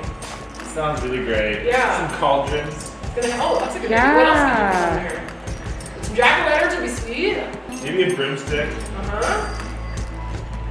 Yeah. More penises. More penises, yeah, like purple, sparkly penises. Oh, this one's pretty sweet. This one is nuts and bolts. So every shape on here is like a hexagon of some sort. Have you made any cat hoops? Not like, do you mean like a hoop shaped like a cat or a hoop with cats on it?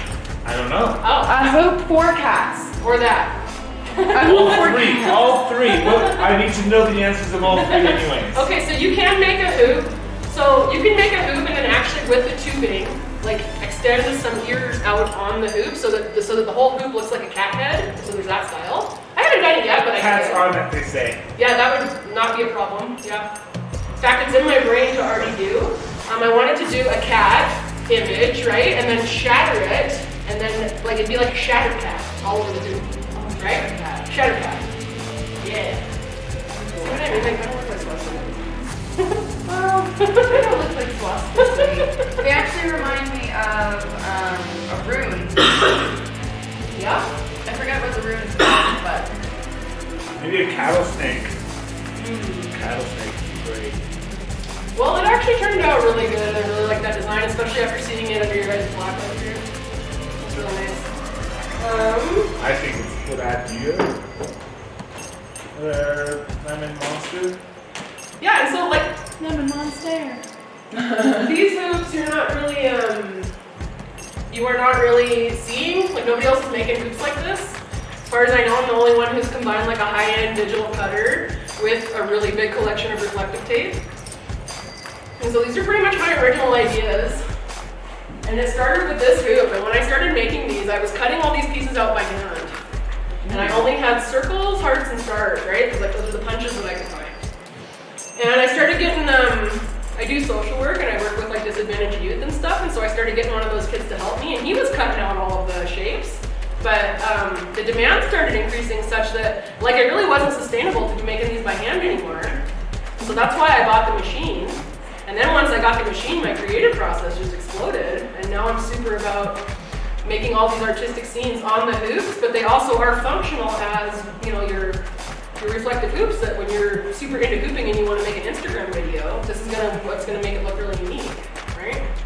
And what I'm showing you guys here today, like if the hoop community knew about these, they'd probably be shitting themselves, and they will when I release them. And I've just got so much going on the go that and like, it's hard for me to get to a point where I want to release them because I have like 50 more ideas for these in my head. And so when does it ever finish? Like when are you ready to actually take the pictures and share your art with people? If it's a never-ending process, you gotta just get in there and do it whether it's done or not. No doubt, right?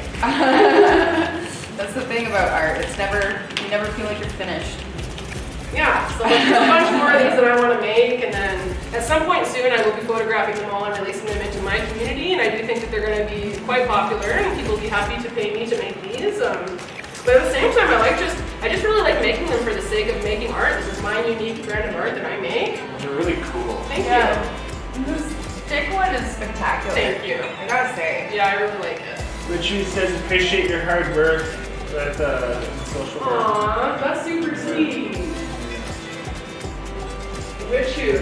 Yeah, no, I really want to get into all like the holiday hoops. You know, we're going to be doing some heart hoops for Valentine's Day here. Speaking of heart hoops, right? Like there's a lot of cool shapes that you can make with hoops. And I'm going to show you a couple of them today. You should turn the camera back to regular style. Because that is the last thing that I'm going to finish up the show with you guys here today. Cool. I'm going to make a special prop for the Marmalade Lounge for them to play with here. That's not a circle. It is a hoop. It's not going to be a circle. All right. Yay! That's exciting. Yeah, I'm gonna help move this. What I will need from you though, Yes. is boiling water. I can go get some boiling water. Boiling water. Just a cup? At least that we're just going to put in the ends of the duty. So like Yeah, one of those work. something for this? Yes. Sweet. Okay, bear with us, everybody. Hang tight, we're just doing a stage setup. And then I'm going to make a cool hoop for you guys.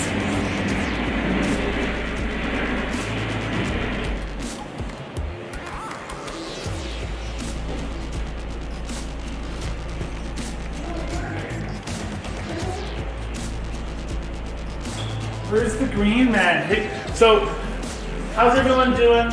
I hope everyone's doing great. I'm just talking right now, but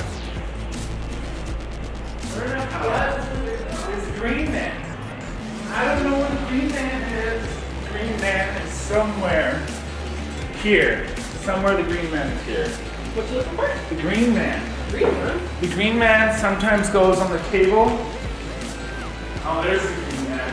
Oh, I probably covered him up, I sorry. got a green man. This is the green man. See? Oh, nice. The green man. The green man.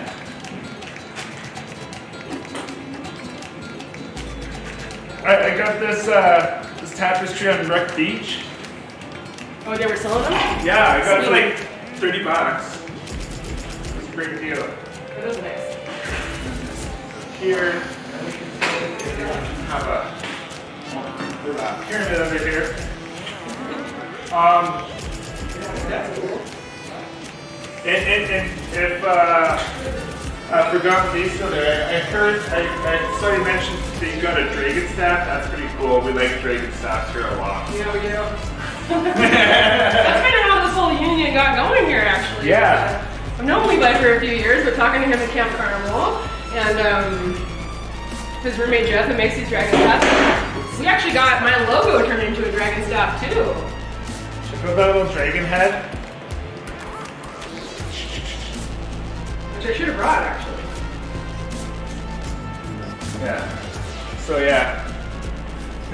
Yeah, we like props. You like props. Yeah. They're so rad. I should have brought my dragon staff because I'm getting wheels, I'm getting weight wheels. Ooh. Oh man. Yeah. Oh I man. know, I'm so excited. Oh, that's exciting. That's really exciting. That's super exciting. You know how exciting that is. It's exciting. Oh.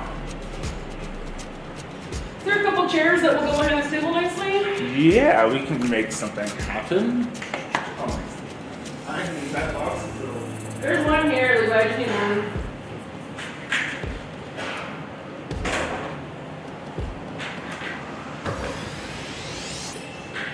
You got one? There's one. I need one more to over this too. Just get me some hot water. Hot water. Check and see. What size do you want? Do you want the high chair or do you want a lower chair? Well, I grab this one. Just something like this. I wouldn't sit like this. Okay, so we got another one of those over here too. Okay.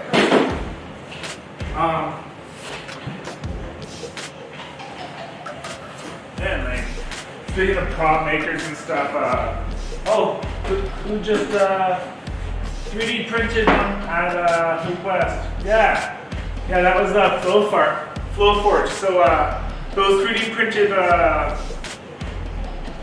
discs, Dragon Staff discs, they're actually made here in this house, which is kind of cool, like just in the other room. So that's one of the other things that we do here is we make flow toys. While we're waiting for the hot water, I'm just gonna plug these cool handles and shit. Yeah, show everybody those things. So we got these poi handles, and they're magnetic, and they're actually strong enough that you can do do some rope dart moves and stuff. It's pretty cool. So we make this stuff here as well. And then yeah, it's fun to have other prop makers come out that do other things, and there's so many other props to do. Play all the things. What are you doing? Filing? Oh my gosh, I'm filing these so they don't cut you guys. Because we are going to make Dun dun dun dun. An octo hoop. An octo hoop. Yeah, I'm making an octo hoop for you guys. That's It exciting. really is. Never actually made one before, but I'm 95% confident I'm able to pull it off live on Twitch TV for you guys here. Wow. Never done before octo hoop. Yeah. I mean, people have done it before. I just personally Oh, haven't okay. done You it. haven't done Yeah. it before. Okay.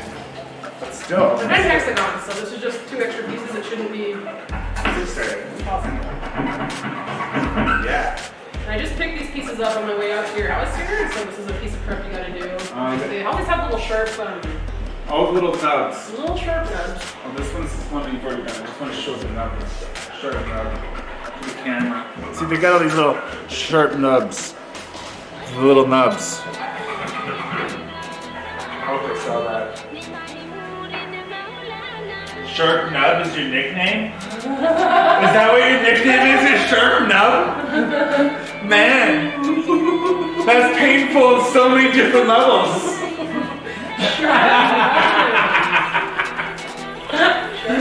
Sharp Nubbins. That's crazy. Yeah, we can't even make an emote for Twitch on that. They won't let us make a Sharp Nub. Sharp nubbins. Yep. Hi, Bean. So, filing this. Bean wants to get in with us. Bean, if we give her a thing to sit on up here, We should do that? she would go The on. audience would love that. Yeah. You just need to like give her a thing. Here, a model for us, Bean. Here. I hope she sits on it. That'd be great.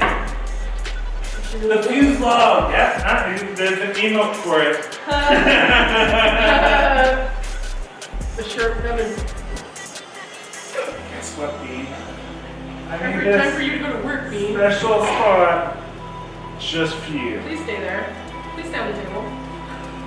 Oh yeah, she wants to play with shit She now. does. You're gonna knock this shit off the table, don't you? Yeah.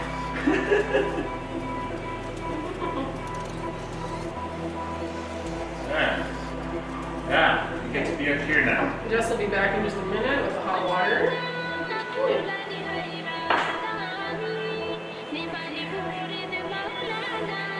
Just think. It's a cucumber.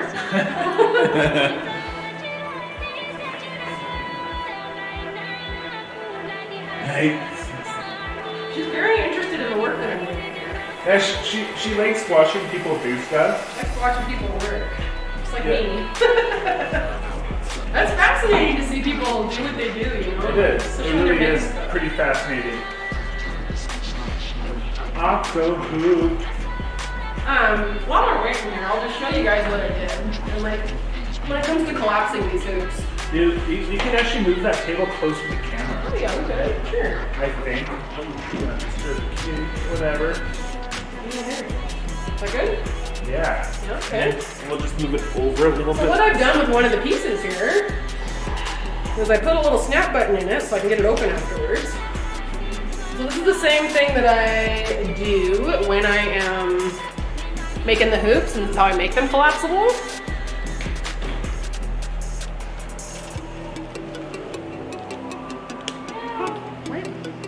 So once I finish the octa hoop, I'm gonna be able to open it up, and if I get any debris on the inside of it, I can blow it out. So it's gonna be collapsible.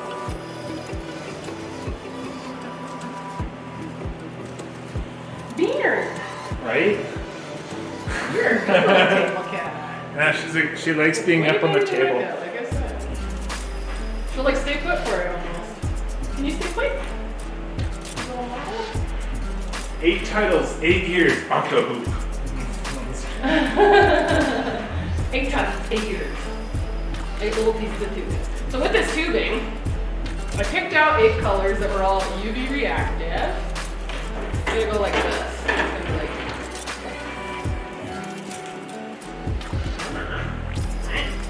like a rainbow for it.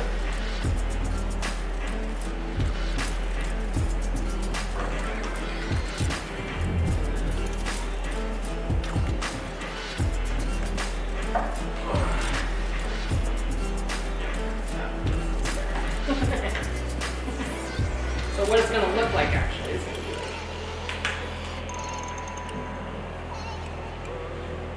Oh, I see. Yeah. You know, like that. Neat. So she gets back over here with the hot water. Hope she didn't forget about me. Yeah, I hope so. She's just making the hot water. It takes a long time to boil hot water, even along the Calgary. It's actually another kilometer higher in altitude. You know why? Yeah. Oh. So the altitude that we're at here is like 100 meters lower than the Rogers Pass. Really? Yeah. Is it that high up? We're that high up. Like we're as high up as. You get like different weather. I noticed you get different weather. Oh yeah, we get very different weather there. I wasn't a fan of that last time I came over here. Like Kitty does that too. I said she lays on my homework. A little helper is nice. Yeah. Yeah, a little helper is super nice. Yeah, you have really nice cats, Anna. Oh, well, cat, sorry. You have a nice cat. What? It's on your pillow. Oh, pillow. Oh. I wish my cat would be my co-star. Right? Right? She's like so cooperative. Thanks for the hoop tips and string. Yes, thank you so much for watching. I am going to finish up the stream once she gets back down here with the hot water. This is going to come together pretty quick, and then we're going to show you the sweet octo hoop. And then, I'll probably come back and do this again for these guys as you know, more followers and subscribers. Absolutely. Hey, where are you from, Pulada? Where's everybody from? Tell us where you're from. Oh, wait. I want to know where you're from. It's always really interesting finding out where all of our viewers are from. We actually have a guy that comes and hangs out with us from Germany. Yeah. So it'll be like 6 in the morning. It'll be like 6 in the morning for him. He's watching us streaming like at night and stuff like that. Seattle, Washington, cool. Yeah, that's my sister. Where's Puzadin from? Pulada. Maybe that's And Forgotten Me. There's also Forgotten Me. But they made it just that might have been their exit too. They were saying. Yep. Yes, thank you for the hoop tips.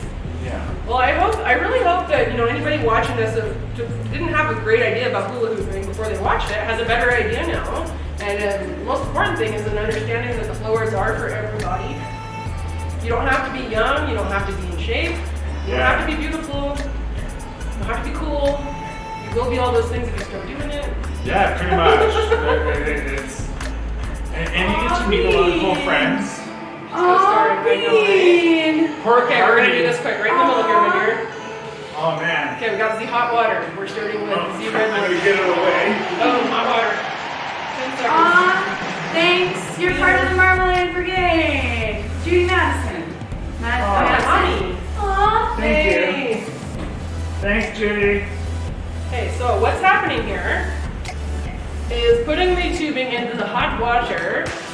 It's going to loosen it up a bit so that I can shove these barely fitting connectors into the tubing, right? So I don't get it hot. There's no fucking way I'm gonna be able to do that. It's still actually California, pretty fun. that's cool. Yeah, that's where my mom lives. Oh, sweet. Thanks for watching, Mom. Aw, I miss you guys. She's in Seattle right now. I'm actually where I'm supposed to be, but my mom broke her leg Oh, no. again. Yeah, and I'm so sorry to hear that. I hope you heal up well. she couldn't make it up to Vancouver. I was gonna go over there this weekend and visit with her. Is she an actor? My mom, no. Yeah. Oh. Unfortunately, no. So it was the bad kind of break leg then. Yeah. Oh, okay. Good one, really good. Yeah. All right, we have the first part of our octo hoop. From here, if I wanted to, I could just make a square, right? There's such a thing. You can make a square hoop if you wanted to. And I have. Didn't break it.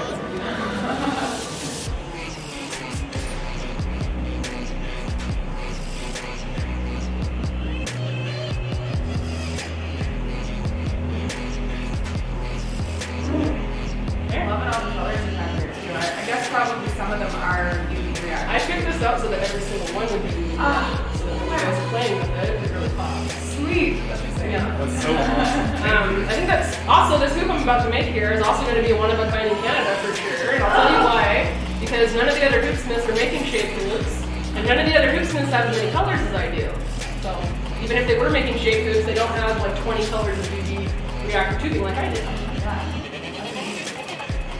Wow, I feel so special. You guys are special. So I'm doing this for you. Oh, I get it. You needed the hot water to expand the hoop. Yeah. Yes, and then as it cools, it's kind of like the natives would do with like rock when they're making arrowheads and stuff, right? I don't know. I always think of that because I like history and stuff, and I think about like ancient people making their weapons, wrapping them in rawhide, and then it squeezes tight. And so as this tubing cools, it's going to do the same thing on these barbed connectors. Can you use shape hoops the same or just use specific tricks?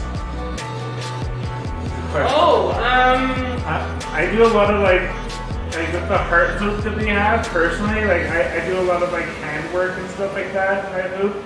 And so it's pretty much almost the same to me. it's very similar, but there's stuff you can't do. Yeah, there would be stuff you can't do. Like you can't like roll it across your chest. Oh, you can though, with the heart. I'll have to show you how to do that, Rebecca. Oh man, there's a way? There it is. It's one of my favorite things to do with it. Oh, that's exciting. Yeah. I want to know. Probably even with this octagon we can do that. Once I go Cool. down here. Well, it's halfway done. Almost halfway. It's about to be halfway. Yellow there. I just turned the fan off because I figured, I Yeah. don't know, the water will stay warmer maybe. I think I'm gonna have to use a little bit more muscle because it's starting to cool. So I'm gonna get this done quicker. Well, I can get another cup. I think I'll- Yeah. You want me to get a cup? Can you go get us another cup of hot water so next time you get back with it, maybe this is probably too cold for me to get the last piece on? Yeah, there you go. Thank you. It's fun because on your way to making the shape hoops, there's like all these different shapes you can stop at, right? Yeah. I could have stopped at triangle, square, next goes pentagon. And so, yeah, when you're using the shape hoops, Hannah, like, the really neat thing about the shape hoops is that normal tricks that don't look that interesting with a circle are super interesting on the shape hoops. So if you're just doing an isolation, it's like kind of gets boring with a circle. But any shape and you do an isolation, it looks really visually interesting.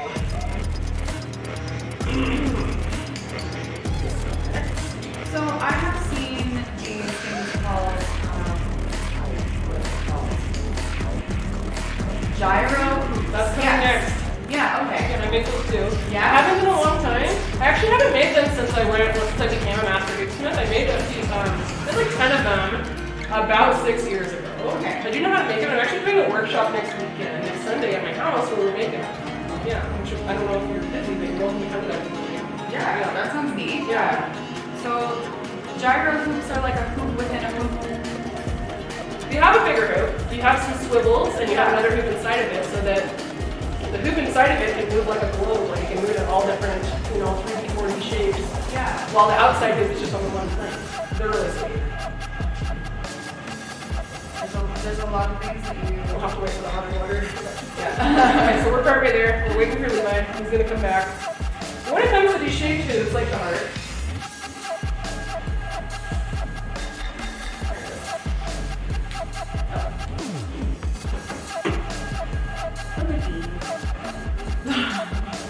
such a good one. What I mean is like, here's me just doing an isolation. That's kind of actually a lot more visually interesting with the heart than it is with the circle, right? So when I'm using the heart, I can also, you can do this, right? Here's a good trick that I normally do with the circle. It's a little bit more awkward with the heart, but I do it. And then even just like spinning it, you're doing your weave with it, you can jump through it. You can even waist hoop with it for a hot second. If you put yourself in the round part and you spin really fast, you can keep it going for 1 second and get it off and keep doing. So like what I was gonna show Levi when he gets back here is if you grab the point of the heart, chest roll. Nice. Right? Yeah. So if you can kind of get into that, they can be really fun, especially if you're at like a festival or something. And what we like to do at these photo shoots, right? They're really great for getting in there and taking a little shot, right? You can get really nice pictures with your friends with the heart hoop. So if you're gonna try the chest roll, Yeah. that's the point you want to try. Because that gives you the most red roll. I don't know if I can do a chest roll with a Woo, almost. regular hoop. Yeah, not every recognizes that you just slow it down. Fill those points of contact. Yeah. Yeah. Practice that a bunch and then pretty soon we'll let go. And can you chest roll with bigger hoops too? Mm-hmm. Yeah? Yeah, it's hard. It's really hard. You can do it. It's just a matter. The hardest part about it is having the room to do it, and just knowing where it's going to go. Yeah. Right. Not like hitting your TV. Yeah, you totally can. I think if you were practicing stuff like the Gramson rolls where it comes over your back, you probably want the bigger hoops. Or if you're doing stuff like this, and I'm not in good enough shape to do, but a lot of people will do up their leg, right? Yeah. You probably want a bigger hoop for that. Okay. Because it's getting more contact, right? Yeah, and same reason for with the waist tubing, it's more, go slower. Makes sense. So the more time you have to kind of catch up to the movement of the prop, like the easier it is.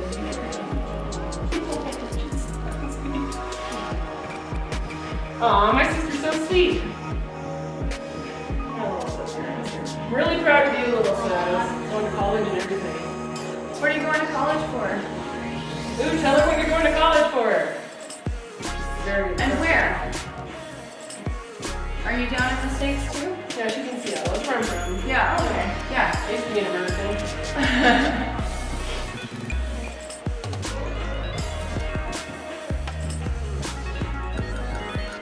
Civil engineering. I don't even know what that is.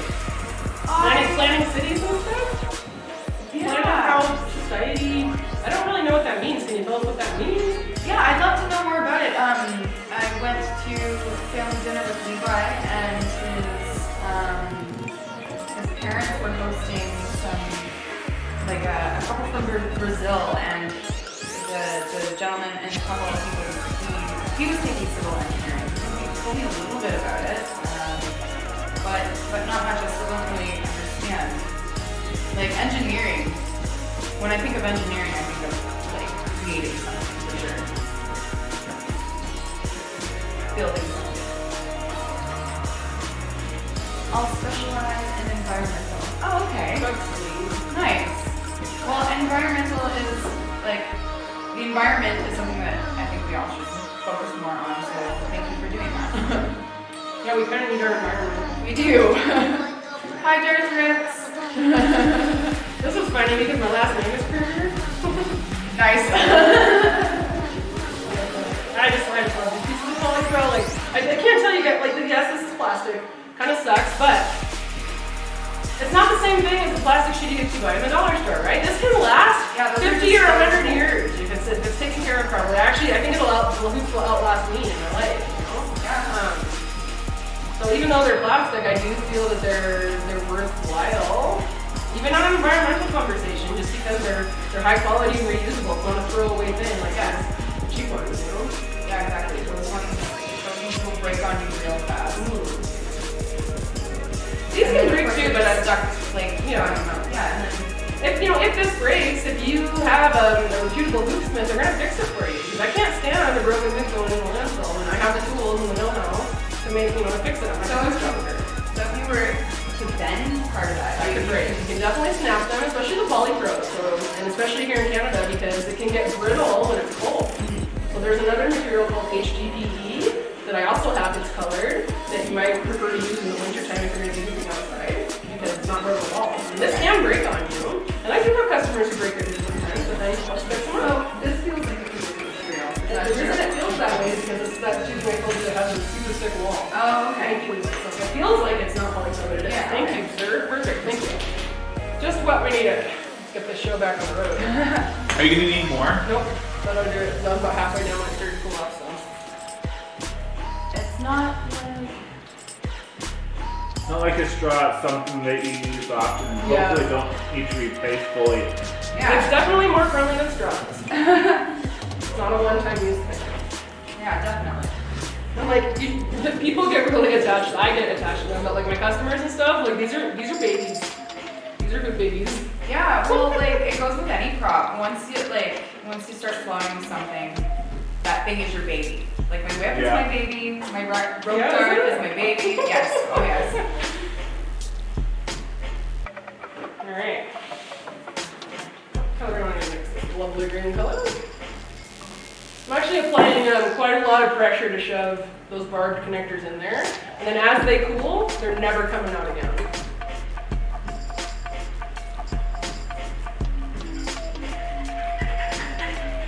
And you got a file there. I brought the file because I picked these up on my way here, and they have, as we were talking before, sharp nubbins. Yes. They have sharp nubbins on them, which is a great nickname for a dude. Sharp Nubbins. That's a stripper name. Green coming up next. Oh.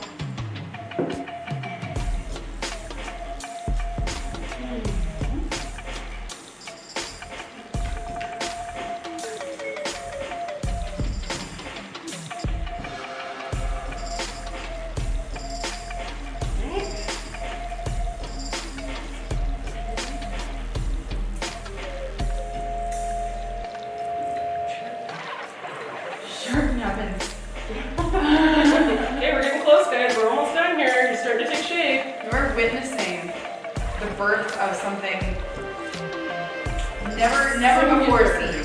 Not in Canada, anyway. Not here. I haven't seen this.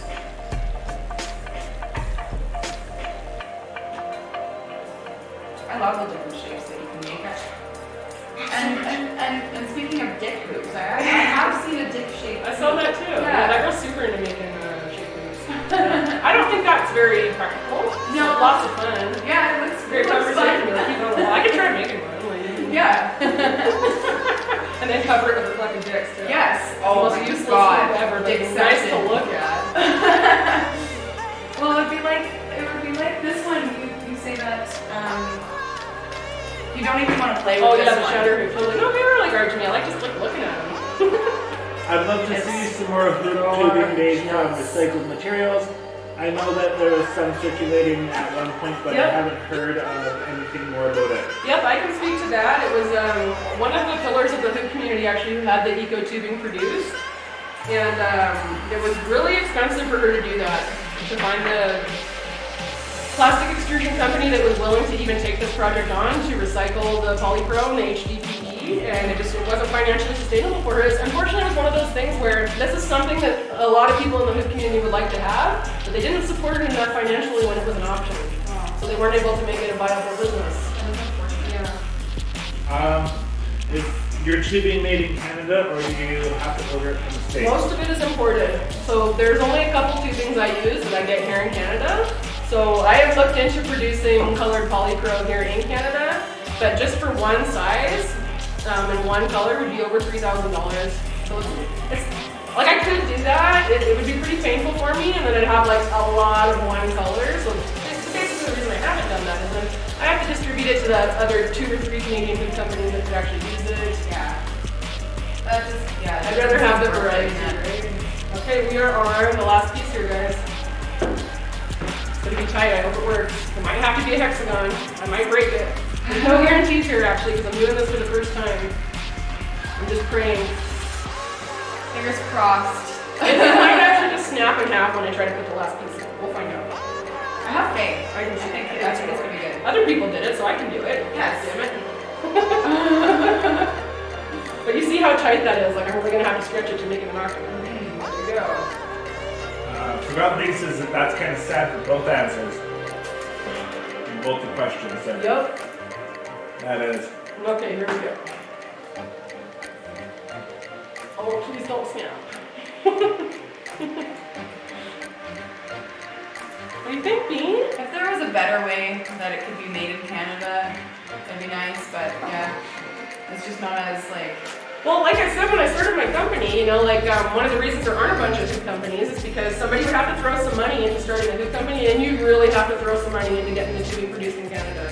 So, like, I'm actually on pretty good terms with the other hoop companies here in Canada, and none of us are really able to put down the $50,000 that we need to get multiple colors, you know? Yeah.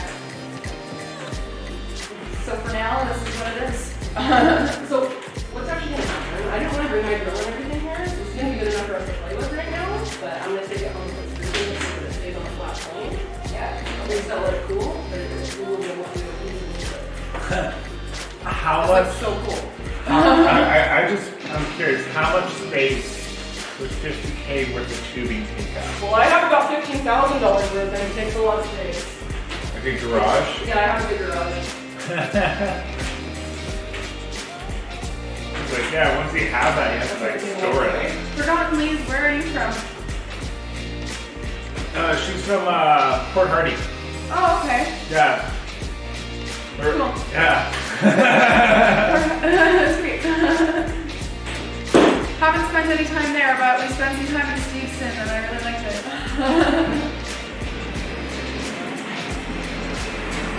Oh! Whoa, that was a cool reveal. Yeah. You can just stay there in the corner. Okay, so this hoop is going to need a little bit more work back in my shop, just to make sure that it stays on that flat plane, but look at that. That's so cool. Pretty neato, huh? Octagon. Wow. I think we should, Fuck, that looks cool, actually. yay. So awesome. Oh my gosh. And the neat thing about it, Wow. Am I gonna be able to keep it around my waist for a little bit? Yeah, you might be able to. This is actually fairly close to circular, so this is kind of more versatile than the heart hoop actually. Cool. That looks so Yeah, sick. So cool. Yes. Ow! I think it's rad because when you do the isolation, there's so many points, like it looks really cool. Yeah, it looks way more zigzaggedy almost. Right? Makes sense. I love it. That's so amazing. Oh my Thank gosh. you so much. Oh, you're so welcome, guys. Most of the cost in this prop is the labor, so I did a lot of the work before I came here, right? Okay, yeah. So it's not like it costed me a ton of money to make this for you, probably over 20 bucks. But if I were to sell this, I'd have to sell it for 60 or 70 because that was fucking hard work. I don't know if you saw how hard I had to put those in there. Put those in there. This is so cool. Like, I have never seen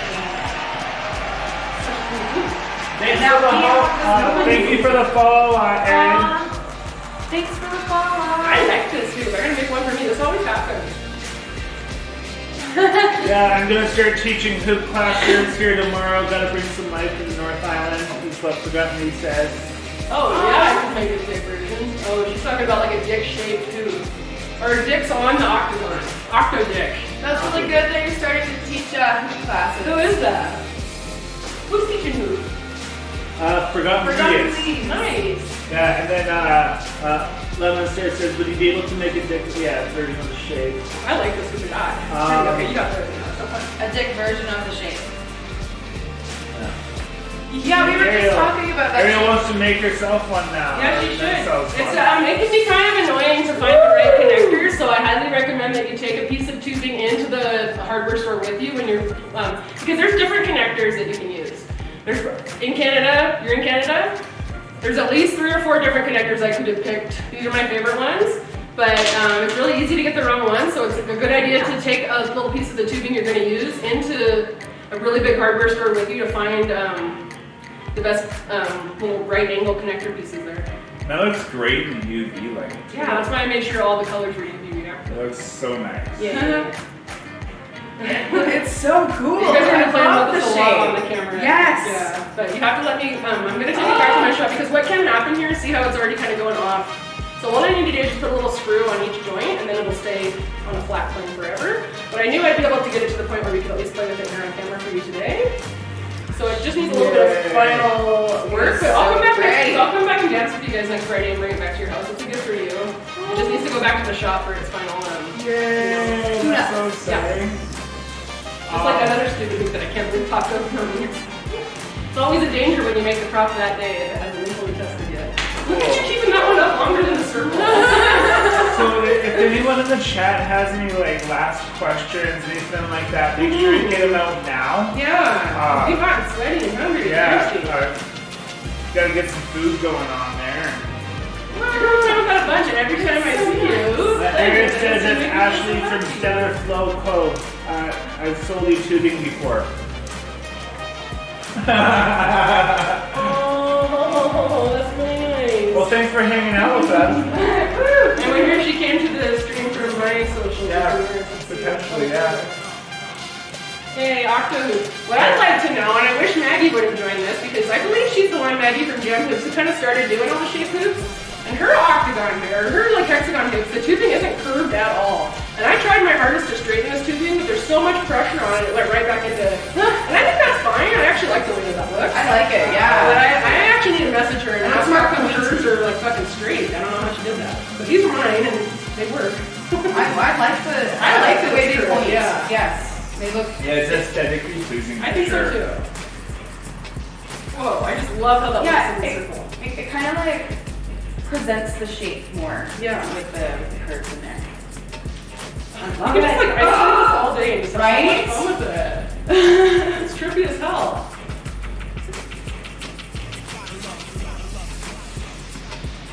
So good. Yeah, that looks great. I like how you can body dude with it. I thought it was going to be about that big too.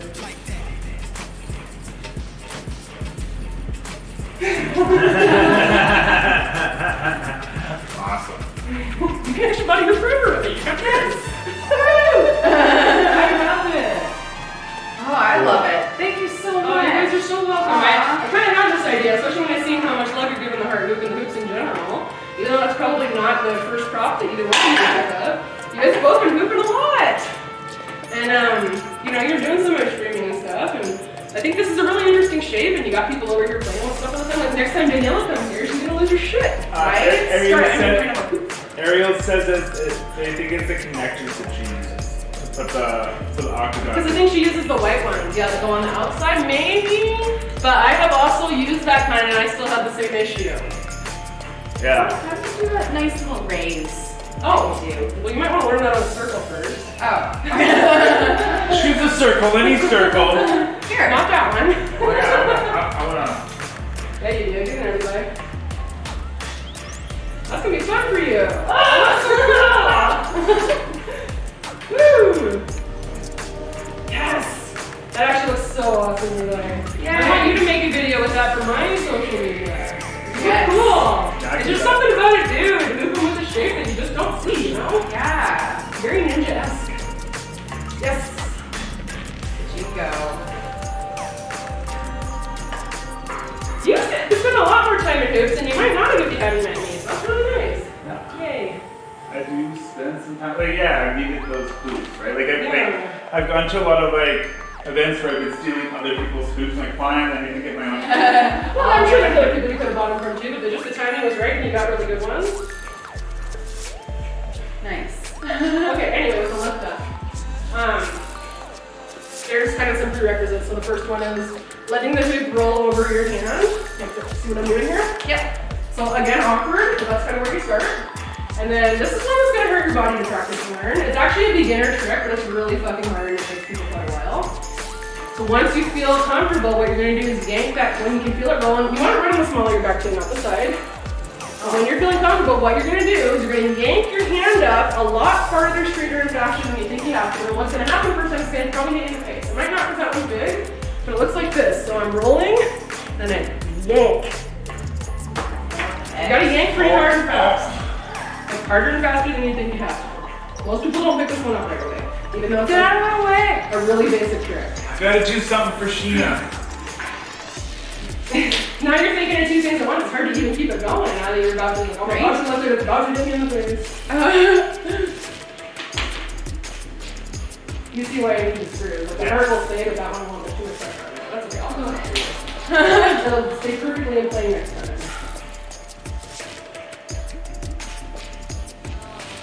Let it roll. Small the back, yeah. Yank hard. Close your eyes and right in your face. Yep. Oh, Yeah. That's very nice. So it's just a matter of practicing that over and over until you get the momentum. There you go, Sheena. The momentum to keep it straight. So what that trick looks like in its totality is this. Right? So the whole thing is the vortex. What you're trying to get is just the lift up part of it. And so what you can actually do is kind of do that in slow motion. So it's front, back, back.